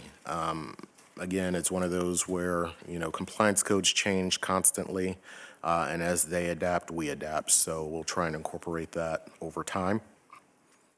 And then within the terminal, improvements to sustainability and industry, which could, and energy efficiency, which could include some kind of industrial park, which incorporates those interests. New on here is vertiport, and I know that's going to cause some controversy and some comments, but the vertiports are coming. There's widely in Europe now, and starting to be adopted in the United States. So that's something that we should at least have on our radar as we enter the master plan process to figure out if that's something that we want to adopt here locally. And then, of course, back to the replacement of infrastructure within the terminal. Our sewer and water systems, our lab waste dump sites, they're all very, very old. So those things are going to have to be replaced, and probably sooner rather than 10 years out. But right now, our focus is on safety improvements. My slide was pretty easy. Comments in the long term.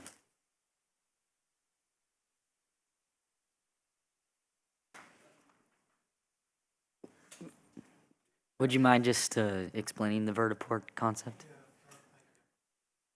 Vertiports, otherwise known as urban air mobility, is another way to extend the transportation network. So instead of using an airplane to fly down the block, you would essentially use an airplane to fly down the block. But not an airplane, more like a drone, in a sense, that can accommodate people.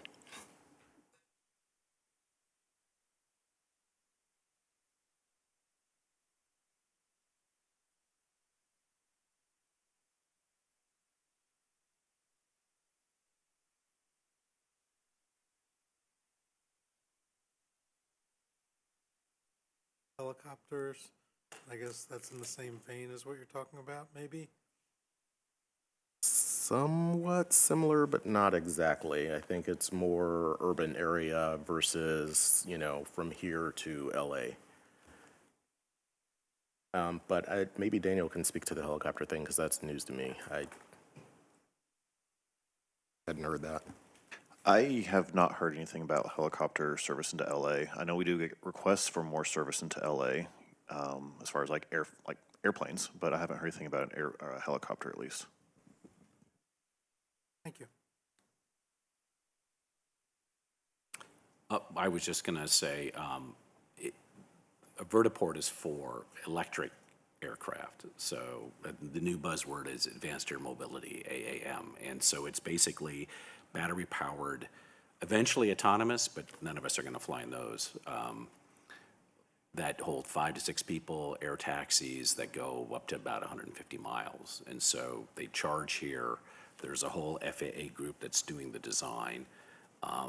And you would then get in these and you would go to LA. It's like perfect for an LA flight, back and forth 20 minutes or down to the Salton Sea. So there's a lot of interest in it. Everybody is spending a ton of money on it. You'll see American and United, every major carrier is buying into it and buying prototypes and whatnot. The challenge is to make it viable financially, right? The idea is it's a $50 flight. So if it takes $50 to go from SFO downtown, it'll take $50 to go to downtown LA Union Station or to LAX to catch a flight. So everybody says within 3 to 5 years, there'll be prototypes and you'll be able to get in one if you're brave. And it's something we should monitor. And I think there's opportunity from the standpoint of training pilots, because it'll be a while before it's autonomous and non-manned, but certainly maintaining them. I mean, that would be a really nice, high-skilled job to have in Palm Springs for people to train and do. Well, and, I'd say at least the design of the vertiport. So the FAA just released the vertiport design standard, I think, 2 days ago. There are a number of states, Florida, Illinois, Idaho, California, Northern California, which are already starting to work on these projects. So something to consider for us. Right, I understand Amazon's putting a lot of money into those concepts because, well, I think you're talking about people, they're talking about cargo. Yeah. And, and they're really looking at using this electrical, I don't know, I'd call them helicopters, but I'm old school. I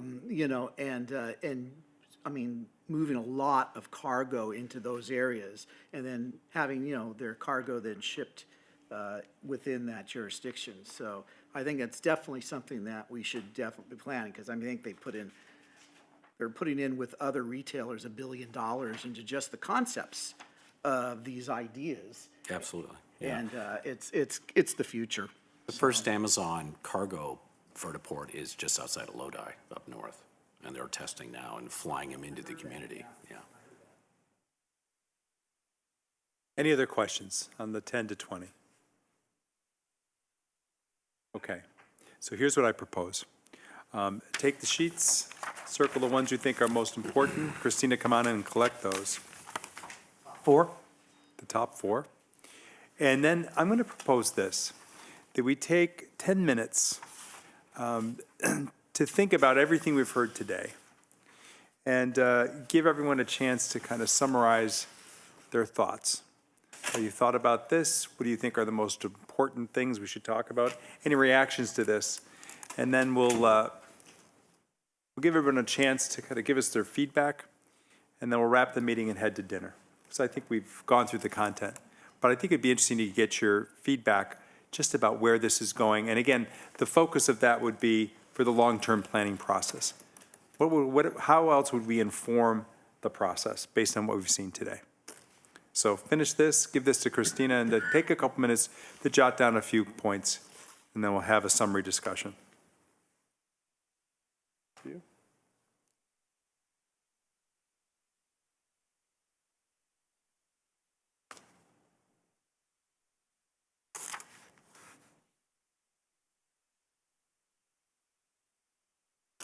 Said what?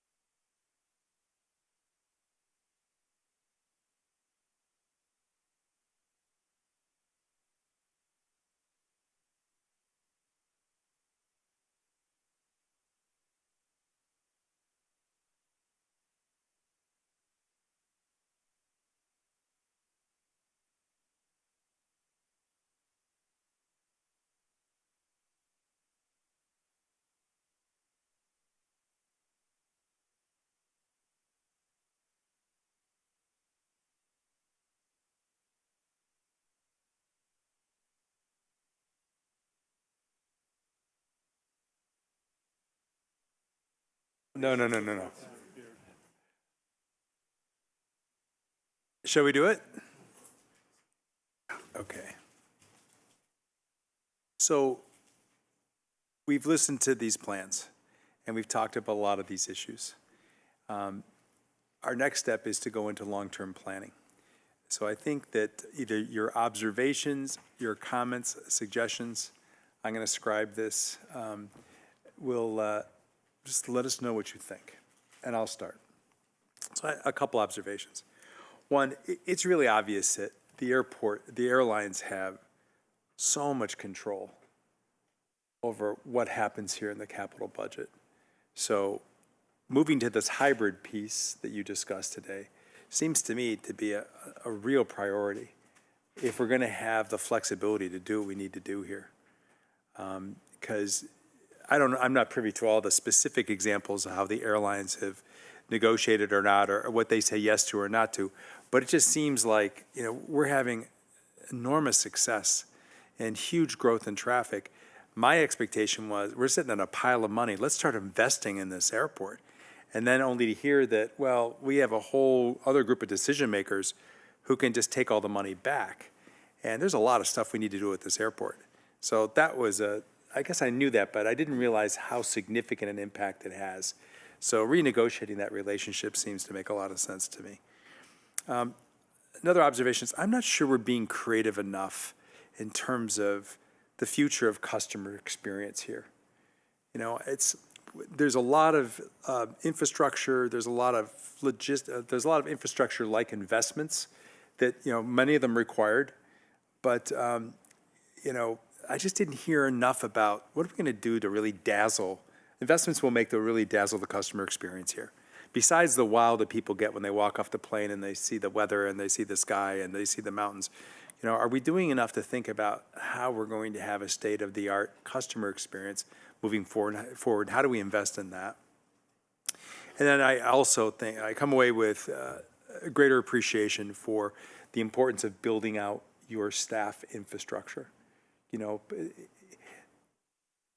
When you look at just the handful of managers here who are required to do all of these things, I'm kind of humbled by the fact that we really need a lot more people if you're going to accomplish a lot of these things.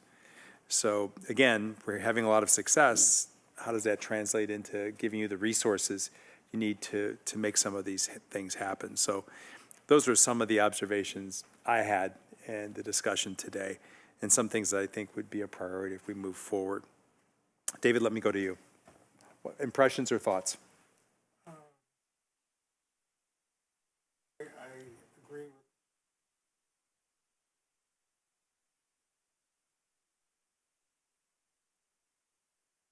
timeline might look like for moving to a hybrid model, and in more concrete terms, what that would do in terms of greater control and ease of implementation?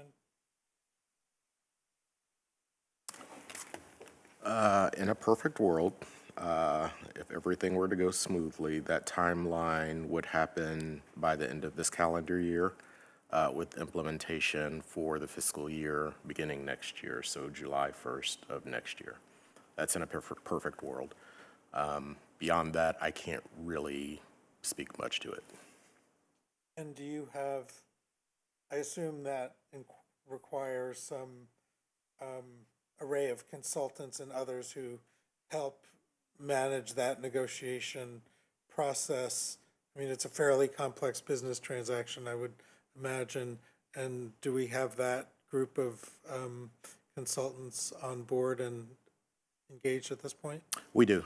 So they've been assisting us, actually partnering with us the entire negotiation on that. So a lot of those things are fundamentally already in place.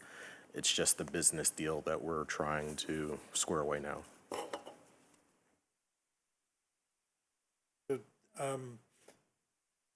Yeah, so I agree on the customer experience piece. I was trying to do that in my head as I was prioritizing, keeping in mind that a lot of what we need to do is actually kind of like what we used to call table stakes, things we need to have for, the airport to, operate safely and for planes to land and protect, the security and all of these things. So I think John made the suggestion of kind of creating the 4 categories, and I think that would help all of us to really kind of separate out what are table stakes matters and how much do they cost.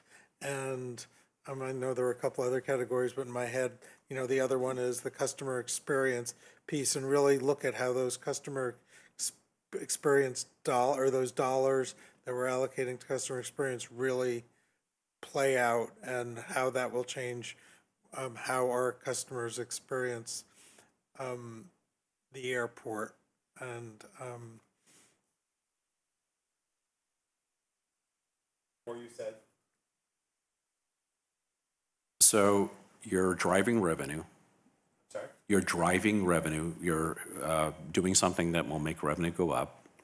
For example, charging for EV, let's say. You're reducing a cost. So automation, you might automate something. You are improving the customer experience, you're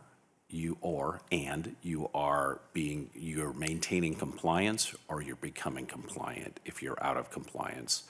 And then Harry added a 5th one, which I think is good, funding, available funding, I'll call it, where there's money in a pot that will disappear if we don't take action. And that might drive something otherwise lower to a higher position because it's just too good to pass up.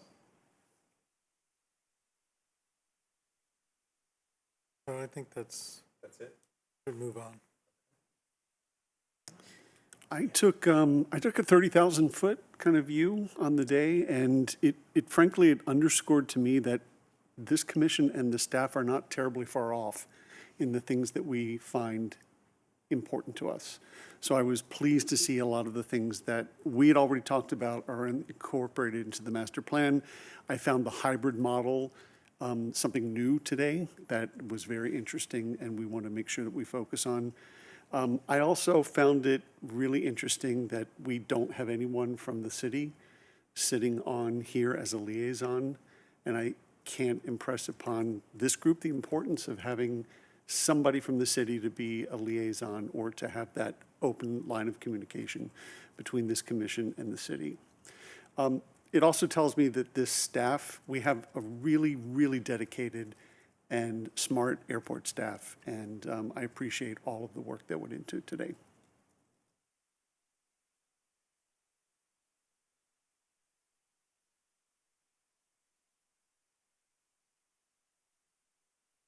I second all the comments made earlier. I also believe that we need to be more creative about the customer experience. But most importantly, I'd like to thank Harry and the staff for what you presented today. I think it's been phenomenal. I agree that, excuse me, where I agree that the commission is more in line with the airport staff than what I originally thought that they were. And I thought today was a great day. And again, I want to thank you and the staff and everybody else that worked on this.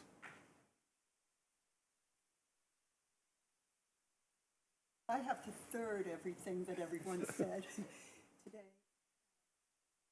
I was just really happy coming in because I thought it would be a good experience, but I never imagined how much would be covered and how well it was explained. I think different about the priorities I originally chose. I didn't choose different priorities, but I felt differently, and I felt how they could impact other issues further along, and that the connection was good for me. I also have to just say thank you to everyone who has set this up, for your leadership, Harry, Veronica, Dennis, Victoria. Victoria, yes. I get a little nervous here just saying all this because it was very overwhelming. I think when I look at it, I don't want to discount safety, but I think that safety, I think, is just part of the whole picture, so I don't even divide it up because so much is legislated, and I just feel it's an automatic. But there are some things here that might have been overlooked if I didn't hear the background and how they impacted things. Yes. So thank you all.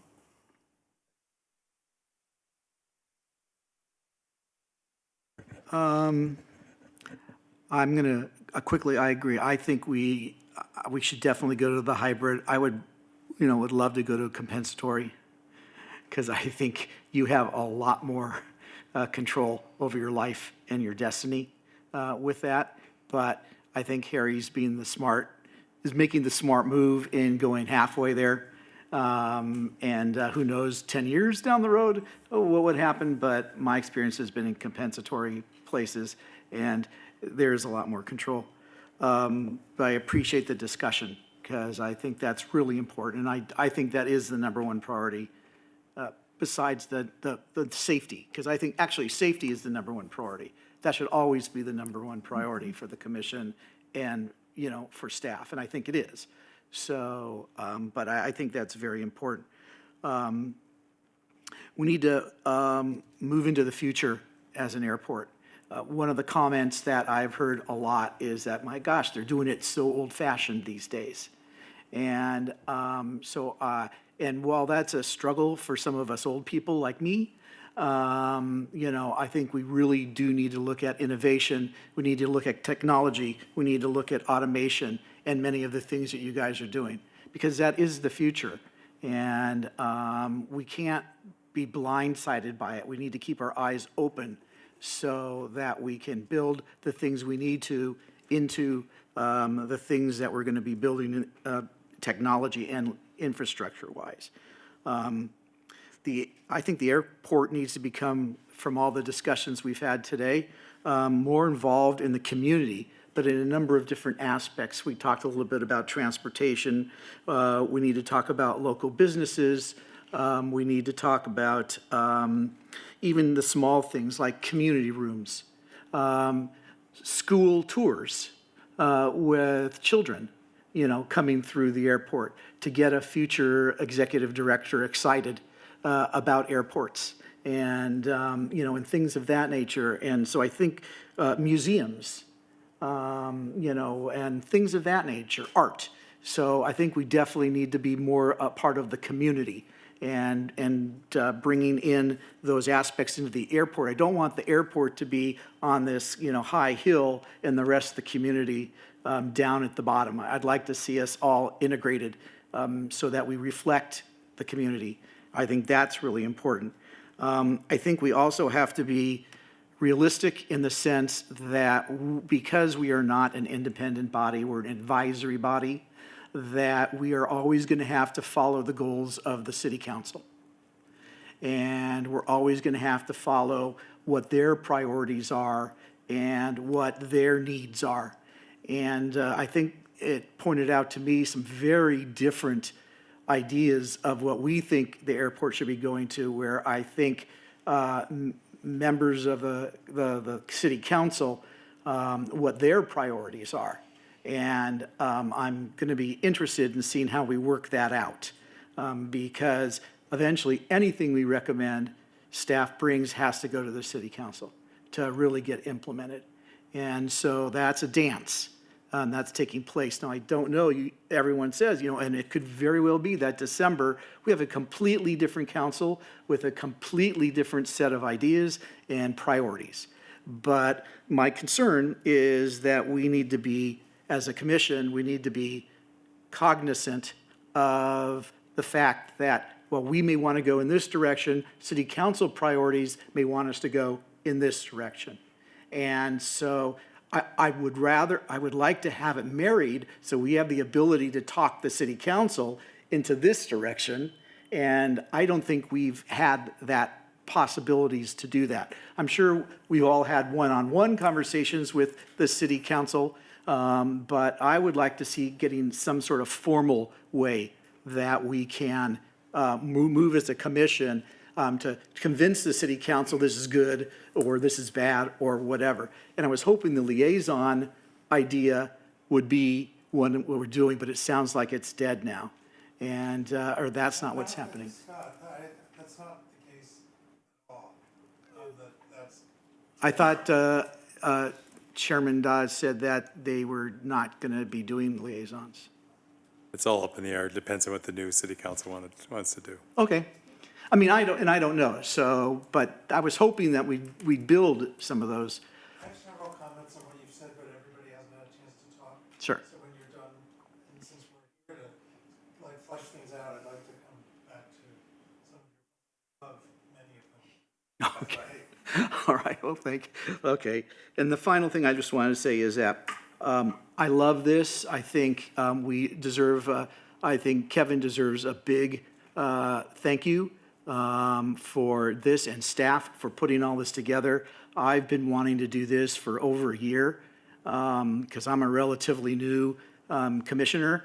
And even though I've been on it past a year now, but I think this is the type of learning and training and types of things that we need to learn as a commission so that we can help and advise staff and advise the council on. And because I've learned some new things today too, and I hope we figure out a way to continue this, not just once a year, but maybe 2 or 3 times a year, and maybe we do mini special sessions or mini study sessions is what we used to call them for council, so that we can really focus on 1 or 2 or 3 topics in kind of a freewheeling atmosphere so that we really can kind of, get down into it. So thank you very much for putting all this together. Staff is working hard. Give them a hard time a lot. And, but thank you very much. So. Thanks, Scott. Appreciate that. I guess what it taught me the most awareness today was the emphasis to have a master plan so that we just don't have sort of a hodgepodge approach to our development, growth. We've seen it too many times. We've all traveled in airports where we're walking through, basically, they look like shipping containers for temporary structures. So it's nice, but it's tough to plan for variabilities in the market, growth, flexible designs, all those elements that are critical to a master plan. But at least with a master plan, you have a turnover of politicians, you have a turnover of council members, you have a turnover of staff. But if we have sort of a very cohesive master plan, it helps to put everyone sort of on the same path. That's what I get out of this meeting today. Jan?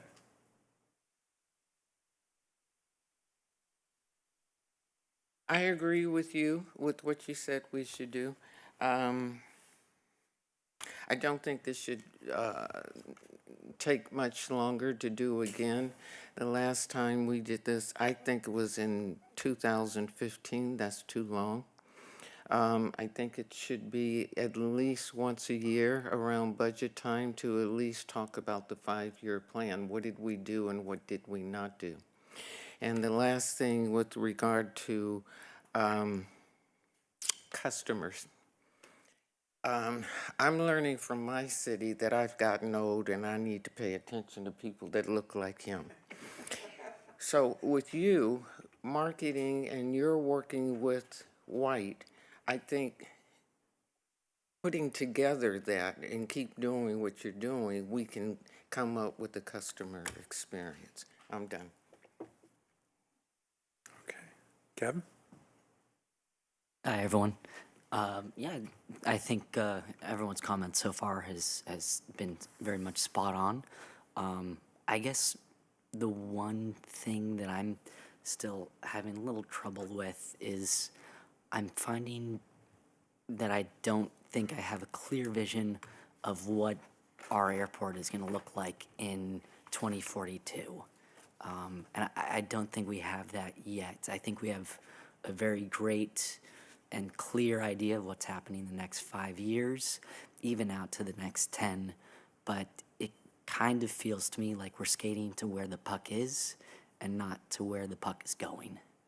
So that would be my one criticism of what we've gone through today, but this was extraordinarily helpful to understand where the airport is and where it's going in the short term, and how that informs, our plan for the future.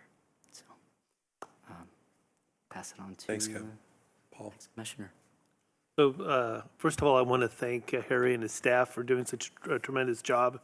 I refer to them as like Thomas the Train, it's the little engine that good. They do quite a lot with the resources that they have, and it's commendable to really see the output that they do.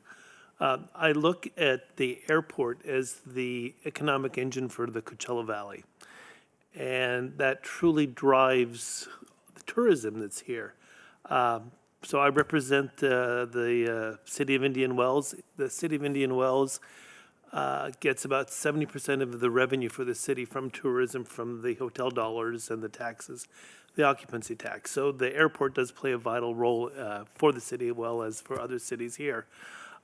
I think that we're going to get the growth that's anticipated a lot sooner than we think. If you look at what Disney's building, there's 1,000 new units going up over there. If you look down further down in Palm Desert along Gerald Ford and Dinah Shore, that used to all be empty land. There's another 1,000 houses going up over there. We're going to see a lot quicker growth than we think. And so I think we have to be prepared for that. I'm glad that we're doing this strategic session.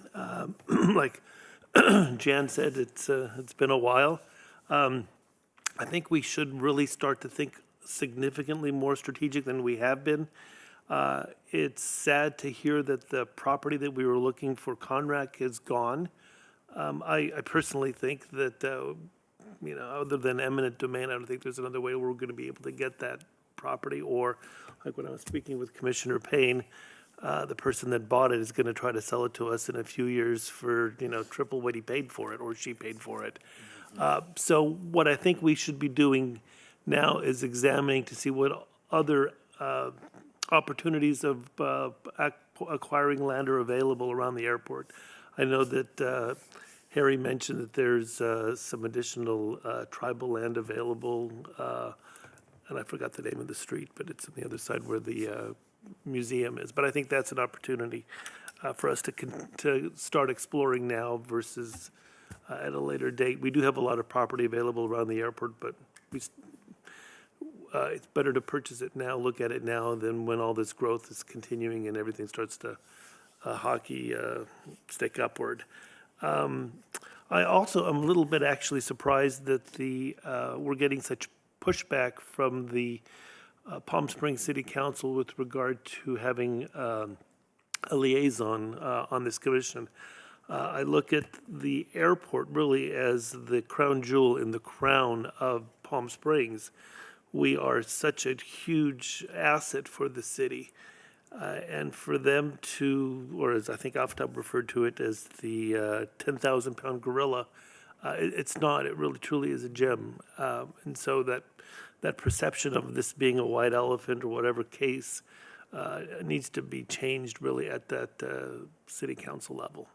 So I've got 6 months left in my term here, and it's always an honor to serve with such wonderful, intelligent people.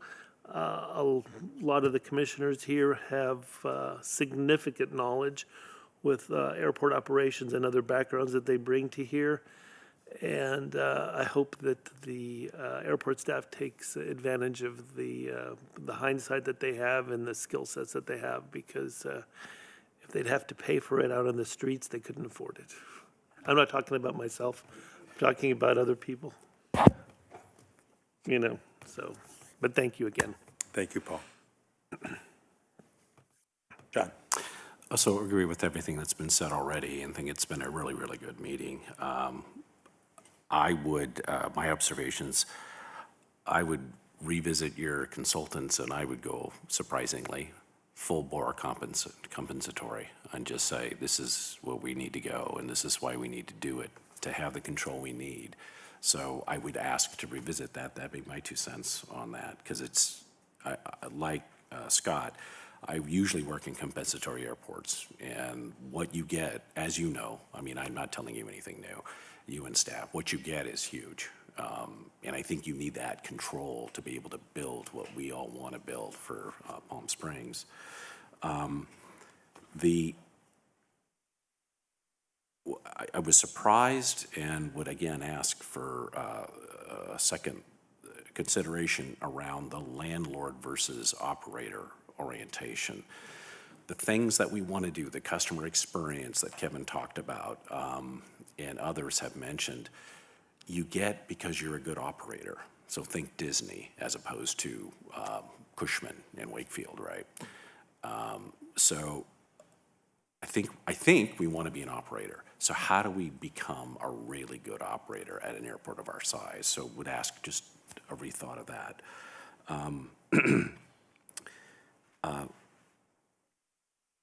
I think it comes down to people, and it's always really good people, and this has been an excellent session, so kudos to Kevin and team, and Ken, Harry, to your team, Victoria, Ramon, and Daniel, everybody that put this together, so kudos to you. It's been a really, really good session. But you never have enough people, right?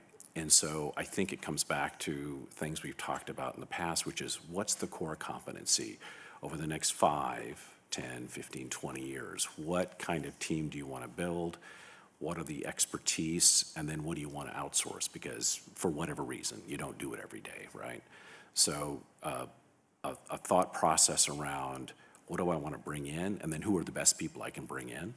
And then what skills do I want to have on my team to be able to maintain altitude would be something that would be helpful.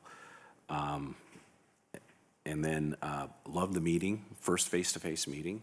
So I'd love to do this every month, at least once a quarter, because I think we got a tremendous amount done. Did not escape me that we had till 8 o'clock tonight, and it's, last time I checked, it's not even 5, 4:59.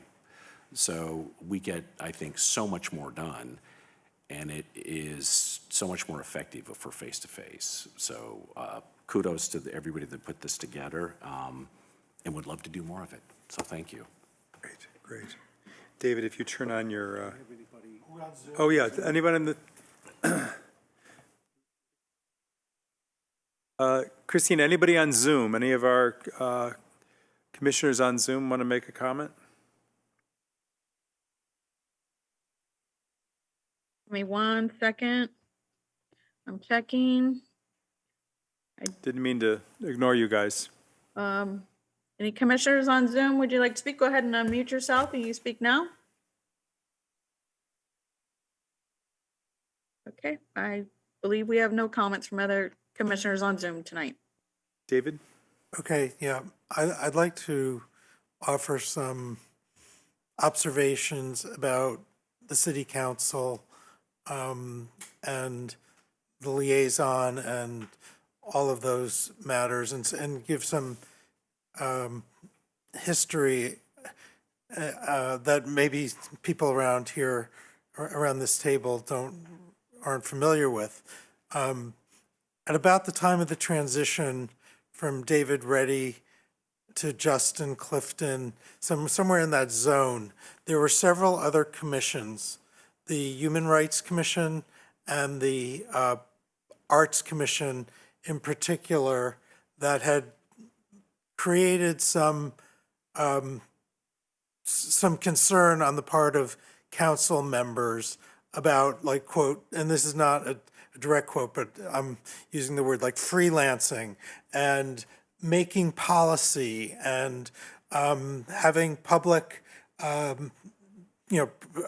press conferences and putting, going out into the press and putting, information out there that had not actually been, as I understand it, vetted by the city council.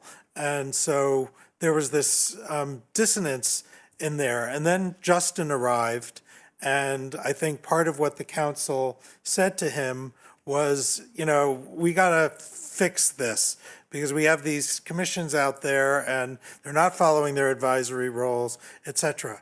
And I think in parallel to that, we had a city manager, and I'm talking about Justin, ex-city manager, who that was like music to his ears, because this is all my opinion. He was a guy who thought that commissions and community input and people who were organizations and people who were trying to foster dialogue with city staff and executives and sort of different forms were a pain in the neck.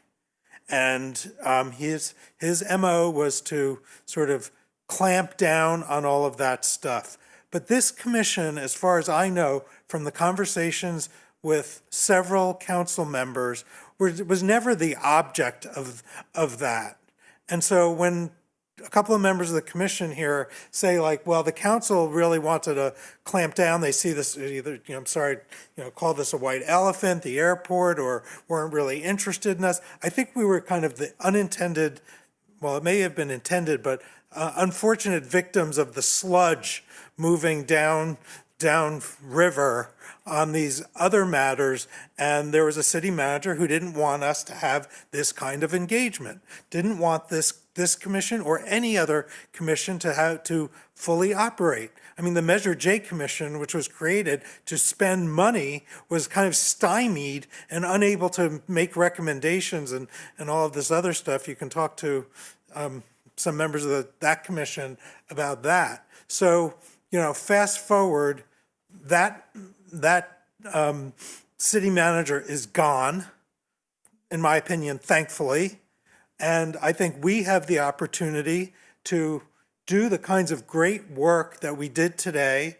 And moving forward, we obviously value the staff, and I think we can collaborate. There was nothing but in my opinion, productive, collaborative kinds of conversations today. And I think when the new council is constituted, we as a group, and maybe some of us as individuals, talk to council members about sort of the type of engagement that we believe this commission needs to have with the staff and with the council moving forward. We are advisory, but we are also playing an oversight role over an enterprise fund, as you pointed out on the call last week. It's different than kind of the others than many of the other commissions. And many of the other commissions have unique aspects about them, and it's up to the council and the new city manager to figure out how those should operate optimally. But not all commissions are the same. We are an economic driver for our community here and for our region. And so I don't think we should sort of sit here and feel like we have a city council that doesn't care about us. I think we should sit here, look back and say there were these confluence of circumstances. There was a city manager who wanted to squelch the work of this commission, and for the most part he succeeded, but he is now gone. And it's a new beginning. We have new council coming on board, and I think we need to take the steps we need to take in order to create the future commission / city council / city manager and airport staff that we think is best. And then they will, opine on that. But I think we need to go in with our heads held high, with the confidence that there's, 19 intelligent people on here, on this commission, and that we intend to put forward the case that we can make a very important contribution to the future economic viability of this city and the region. That's my take on what we've been through and where we can go. I'd like to build on that and just to summarize. First, for one point, and then I want back to where you are. The concept of design and art was a low priority in all the different windows we looked at. And I don't think we should conclude that that's the case here. I think we need to, as we make these decisions, pay attention to design and art and how the place looks. And we're getting a lot of feedback from the community. Daniel's going to encounter this tomorrow and in a couple of weeks in his meetings around just the passion our community has for how the thing looks, respecting the architecture, that type of thing. I was walking through baggage or check-in area the other day, and I just thought this is boring as hell. There's no color on the walls. I don't know why that is, and we'll talk about that in another meeting, but I was thinking, with all the feedback we've been getting around the design and potential logos and whatever, we have to remember that that's important. We live in a community that really, respects art and is passionate about it, so let's not keep that off the list. I just want to make sure that got on our list. So to build on both of your points about what happens next, I don't see the city council, whoever wins, going in a different direction than what we've talked about today. I think that if we take the discussion we had for today and we build an effective long-term plan that's bold and it's really, really assertive and aggressive, and it's built around a vision that includes great customer experiences, I think, if anything, we're going to be educating the city council about what's possible, and I think they're going to be excited to follow us. And I think that the ideas and the expertise and our ability to help you guys to build this plan with the consultants and continue to be involved in a constructive way, I think the city council is going to be very, very thankful that we've done this work, we've committed this time as citizens to do all this. So I'm not worried about them telling us we're going right or wrong. I think we're going to do the work and we're going to lead in this way. And I think they will benefit from it. I think they'll be excited for it. At least that's my hope. And we'll make connections as soon as they're elected, and we'll start to involve them and educate them, just as we've done with each other today. So that's the goal. It's all focused now on the long-term plan, and let's make this stuff happen and make sure that it comes alive. And we'll commit to continue to support you and the staff in trying to make this happen. And the city council will be happy we're all here. So that's where I think we go. So I want to thank Harry. Thanks for trusting us. I know that this was a process for all of us to try to get in this room and get this done. Thank you to all of you who have been asking for this for 8 months. We tried and tried and tried, but now we're here. And especially thanks to the staff. You are overwhelmed with work and all sorts of responsibilities, and I know this was not easy to put together and to execute, but I think we all see the benefit of getting on the same page, being smart together, and I think we come away with a lot more appreciation for how hard and difficult this is, but also what the opportunity is here. We have a fabulous city, and this airport could continue to add all sorts of stuff, and I think we're much better positioned this afternoon to help you make that happen. So thank you all. Thanks, everybody. And I think we need a proposal to end this meeting. We don't? So moved. So moved. Do I have a second? Second. Done. And Christina. Oh, my God. Christina. We're going next door to meet with Christina for dinner. But Christina, thank you so much for this. Thank you, I Petrovich, have for reminding me. food. Join me. All right. And all of you watching, thank you so much. Onward.